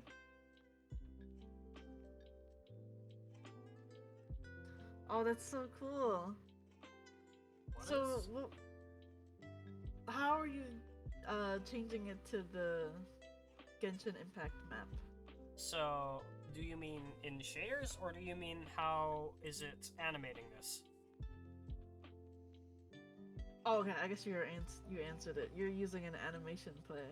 Yeah, I'm using an animation player here that manipulates. It changes the progress parameter of the shader. Yeah, you can see that here. This is. Oh, and then you put the texture of the Genshin Impact screen. Here, yeah.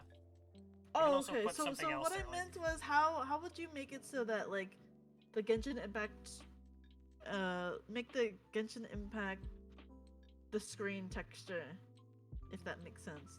Like it's an actual game screen. You could make it a viewport texture. Since so that it wouldn't be like a fake screen, it would just be like you actually transition to another scene in the game. Yeah, you could have the current scene just be the current scene, and then you could have the scene you're transitioning to in a viewport, and access it via a viewport texture. So you have the two actual scenes actually existing, and then once the transition is done, you can simply replace the current scene with the new scene. You can take it out of the viewport and make it the real scene. And you wouldn't have to put the picture in as a transitioning for the... Oh, you could just put a viewport texture here. Like, you wouldn't have to put the viewport texture. Okay, so you would just replace that with a viewport texture. Yeah. Cool. I can do that right now. Here, sub viewport. I can just put some stuff in here, like what's this? That is that image. I can just put some stuff in here, like this. Move that on here or something. There. Put that in the viewports. It's the right size. Here you can your see what's being assortment of rendered. images that you have on your computer. No, in this folder specifically. I have way more images on my computer. Well, the folder is on your computer. Now I can replace it with a viewport texture. I can't create a view because it's not set as local to. Oh, right. Because this does not belong to this scene, it can't use this scene's viewport. So I can make it local to the scene. Does that make unique?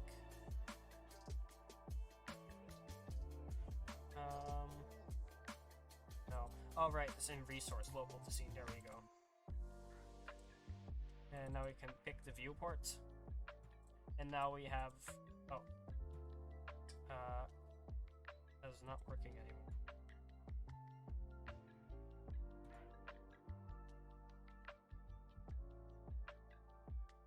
There we go. It's working again. So now we have the current scene and then the scene we want to transition to from a viewport. And I can change the position of something in this, like this. Oh, that is very slow. I can just move it like 50 pixels like this. Here, we're moving something within the viewport. So that is an actual scene that exists. An actual world that we're transitioning to. Ooh.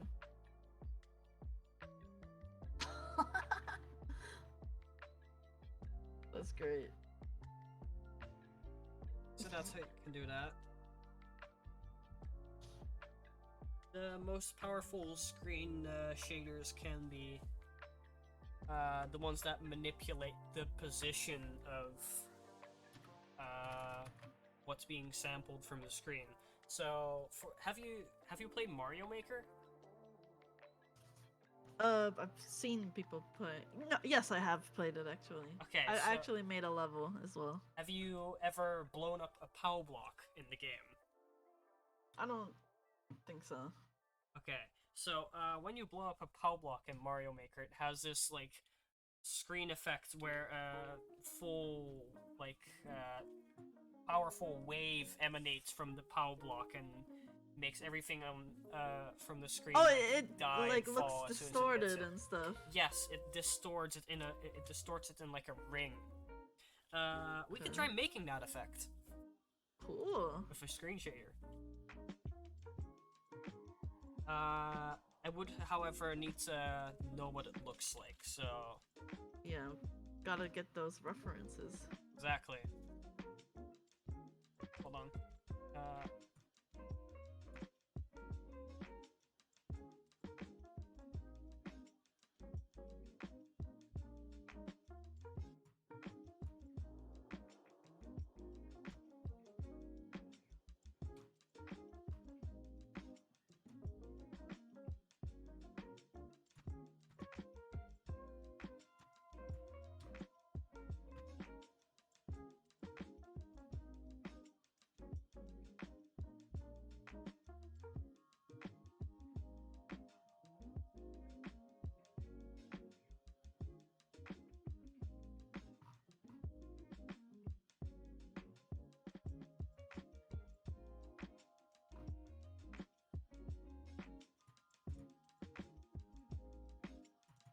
My parents really want me to round up the stream, so... I don't know if I should do this right now, or... maybe do this some other time. Yeah, I mean, if we're gonna like try to figure it out, it's probably gonna take longer than we think it'll take.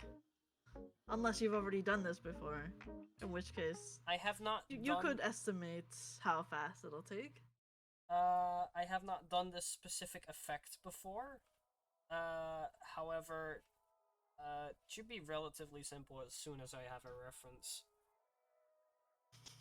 As soon as I know what it looks like, I'll know how to do it. Yeah, so remember the ring? The like the hollow circle from yesterday? Yes. Or was that? No, it was like 2 days ago, I think.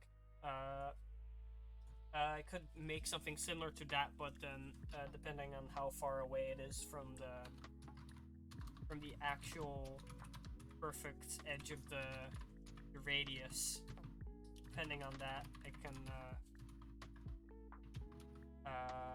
distort the screen a certain amount away or toward the center. I don't the thing I need to see the reference for is how it distorts it, if it's away or toward something.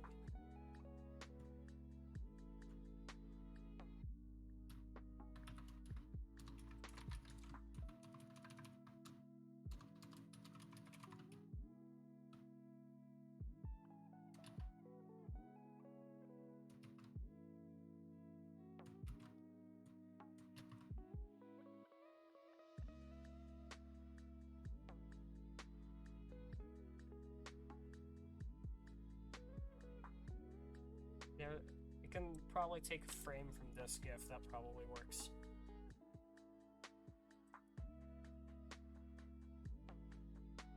Oh, that's a WebP file. Ooh, I don't like that.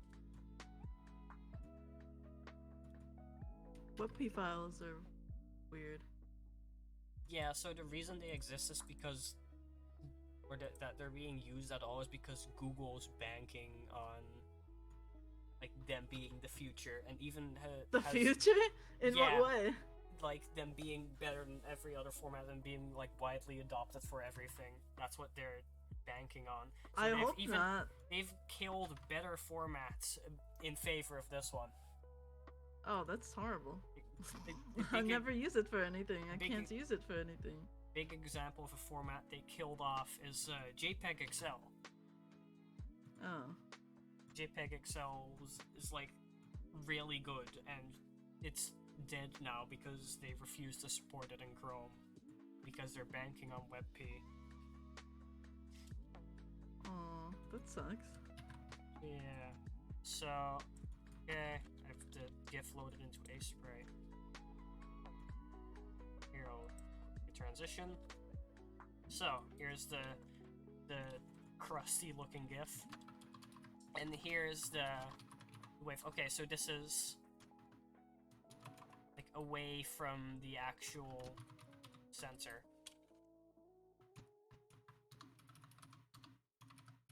That's how it's rippling. So it's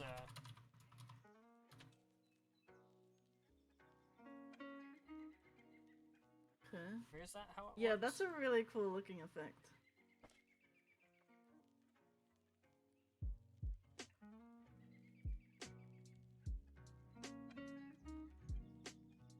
So yeah, this is what I'd like to recreate. Dude, once I get the hang of using these shaders to make effects like these, plus my knowledge of using particles, my games are gonna look so, like, aesthetic. That, and they'll have cool effects. Because Yeah. that's a big thing you can use shaders for. They're gonna look so aesthetic and have so much more polish.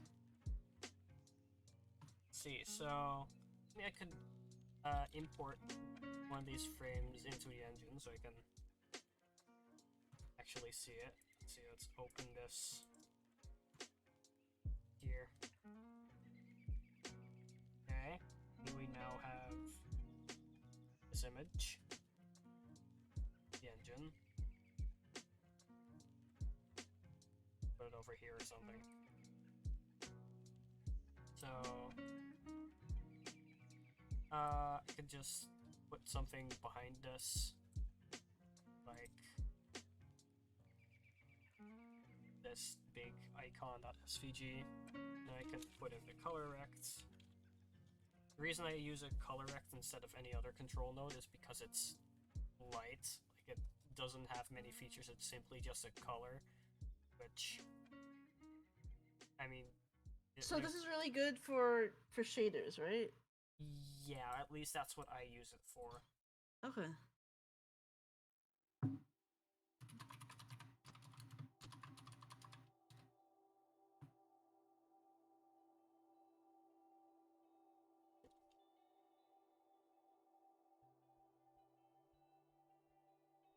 Yeah, no. So it's like this. Okay.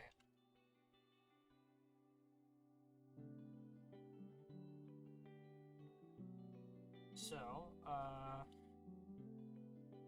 need to do like the ring earlier.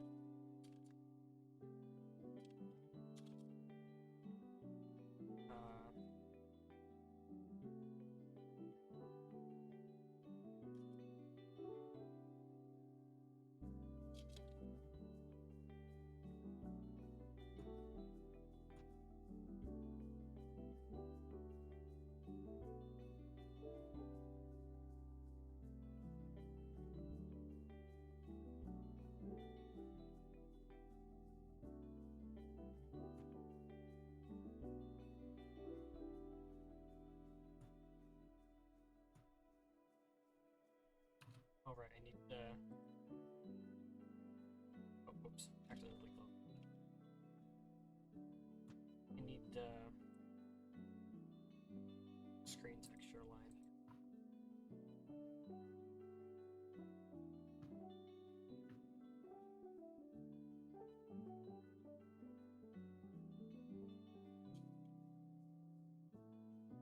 Oh, the canvas layer just follows the camera. Cool. Yeah, so... Oh, I might need to compare against the actual UV and then offset the screen. So when you're making these green effects, should you put it on the canvas layer, or is that not necessary? I mean, it's technically not necessary, but it's smart. So, like, what if your character moves while there's a screen transition? Would that mess it up? Like, what if you move the camera while the transition is having it? Well, if is it's not doing its thing. If it's not on a canvas layer, that might screw it up. But if it Okay, is on a so canvas if layer, you are gonna do a screen transition, That's why it's then smarter. it's good to put it on a canvas layer. Got Yeah. it.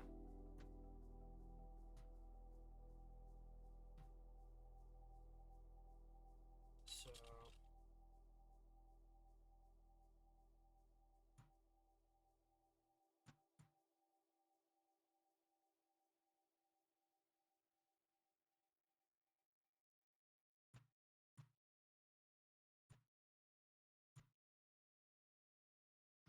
Now, how do you change the size of the shader? what? How do you change the size of the shader? Change the size of the shader? Yeah. What do you mean? Well, when you create a shader, I notice it becomes like this tiny little box. So, like... Well, that's how I created it.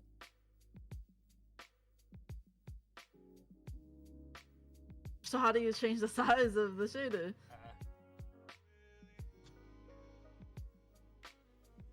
Like this. You just drag it around? There's a resize handle and control nodes. I'm just using a Would normal control would node. that stretch the shader? Yes. Because shaders use UV coordinates, remember? Yeah. So how do you crop the shader then? You generally don't. Okay. Do Unless shaders you- always have to be... So does that mean that if you want the shader to be a specific size, you have to mathematically make it the size you want it to be? Well, you can give in the... You can provide the actual size of the shader, whatever. Like, for example, let's say I want to make a shader for filling a cup of juice. So it's just gonna be like a rectangle. To make it simpler, it's just gonna be a rectangle that's like it's like a thin rectangle that starts at the bottom of the glass, and then it slowly like becomes a taller rectangle, right? Yeah. So, I would just make it like, depending on the process exported variable, it would just be like discard or don't discard, and then that would be it. So what I wanted to say was you can tell the shader how big it is in like a uniform thing. It's like uniform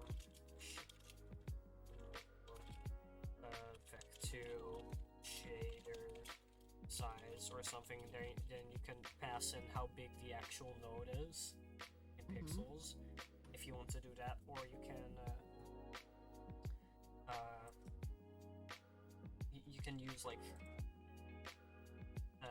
texture pixel size or screen pixel size, which is like weird. You need to read the docs, but you should be able to figure it out with that. Okay. Cool.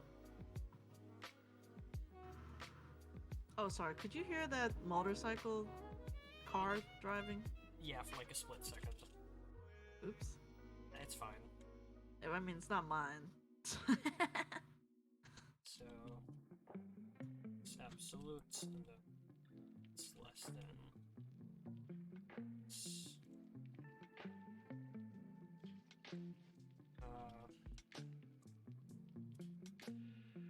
Absolute, not ABC. What?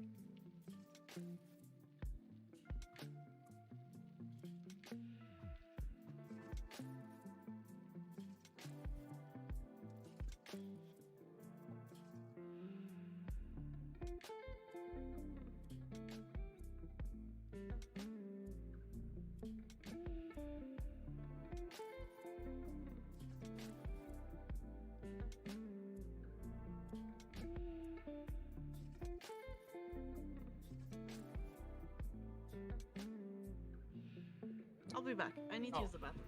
Okay.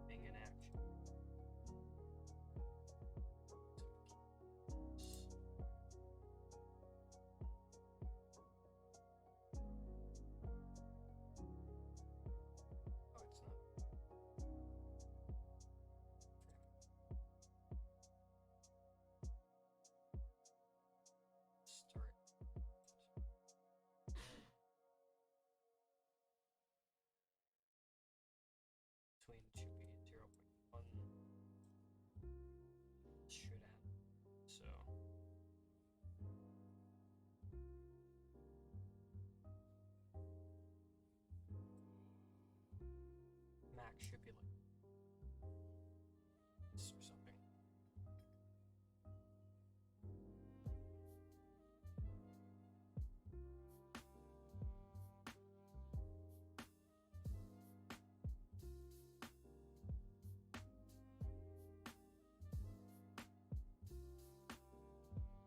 It's a bit faster.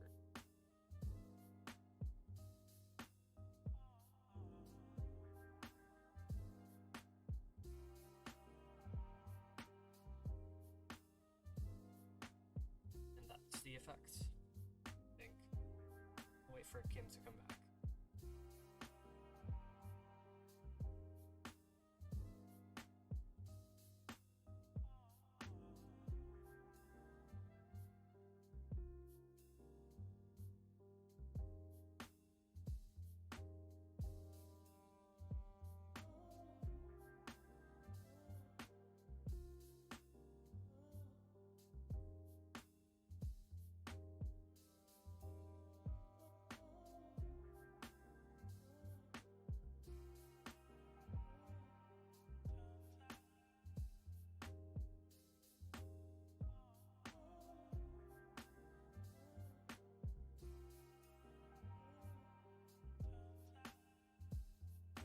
Power wave. It's like an attack, so it's better, I guess.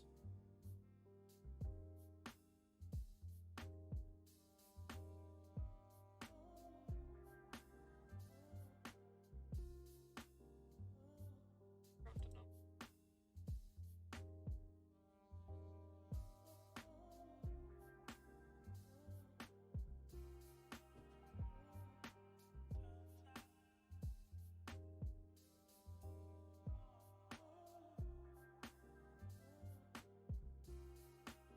Oh wait, is that actually visible on stream? I think it is, right?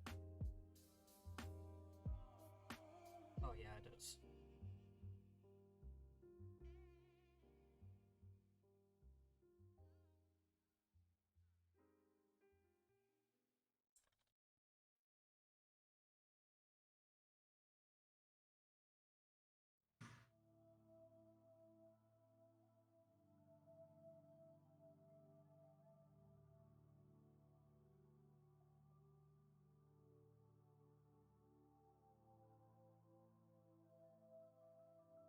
So the idea is have a bit of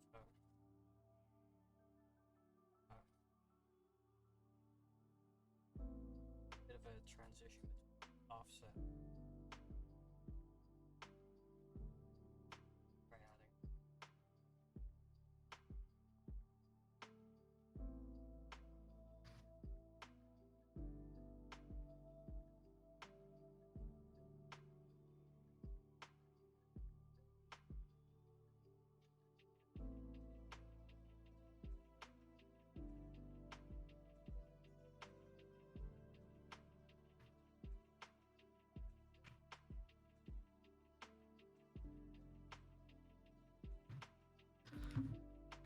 Welcome back. Okay, I'm back.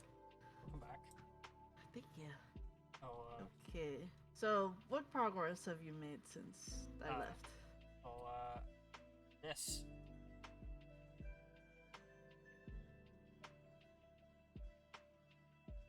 I would say this works. Ooh. So you did it. Yeah, Unless there's something else you need to add. well, if we look at the actual power wave, there's like this attack section where it transitions into the wave part and then transitions out of it. This is like smooth instead of a hard edge like what I have here. Oh, I see. Zoom in here. Here's a hard edge and it doesn't have that in the original. That's true.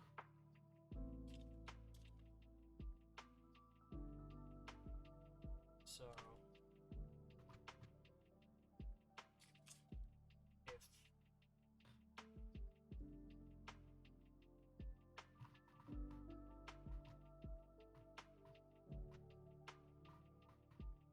actually that would be I don't feel like it. Fair enough. This is good enough and this demonstrates perfectly. So yeah, this is the POW wave. What it does is, well, like here, I think so. It's more easily visible. It takes the screen texture, and then if it's within the ring, it it offsets the UV to the middle, then multiplies it by this offset amount, and then shifts it back to where it was. So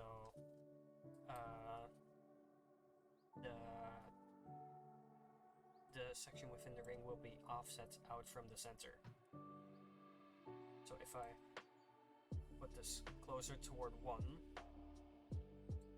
now it's 1, there's no wave. If I make it less than 1, we'll do a reverse POW wave where it's closer to the center. Ooh.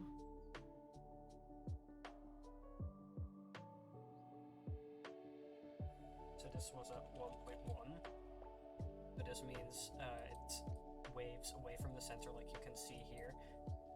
The springs are actually further away than this part of the wave is, so that's why I assumed it goes away from the center.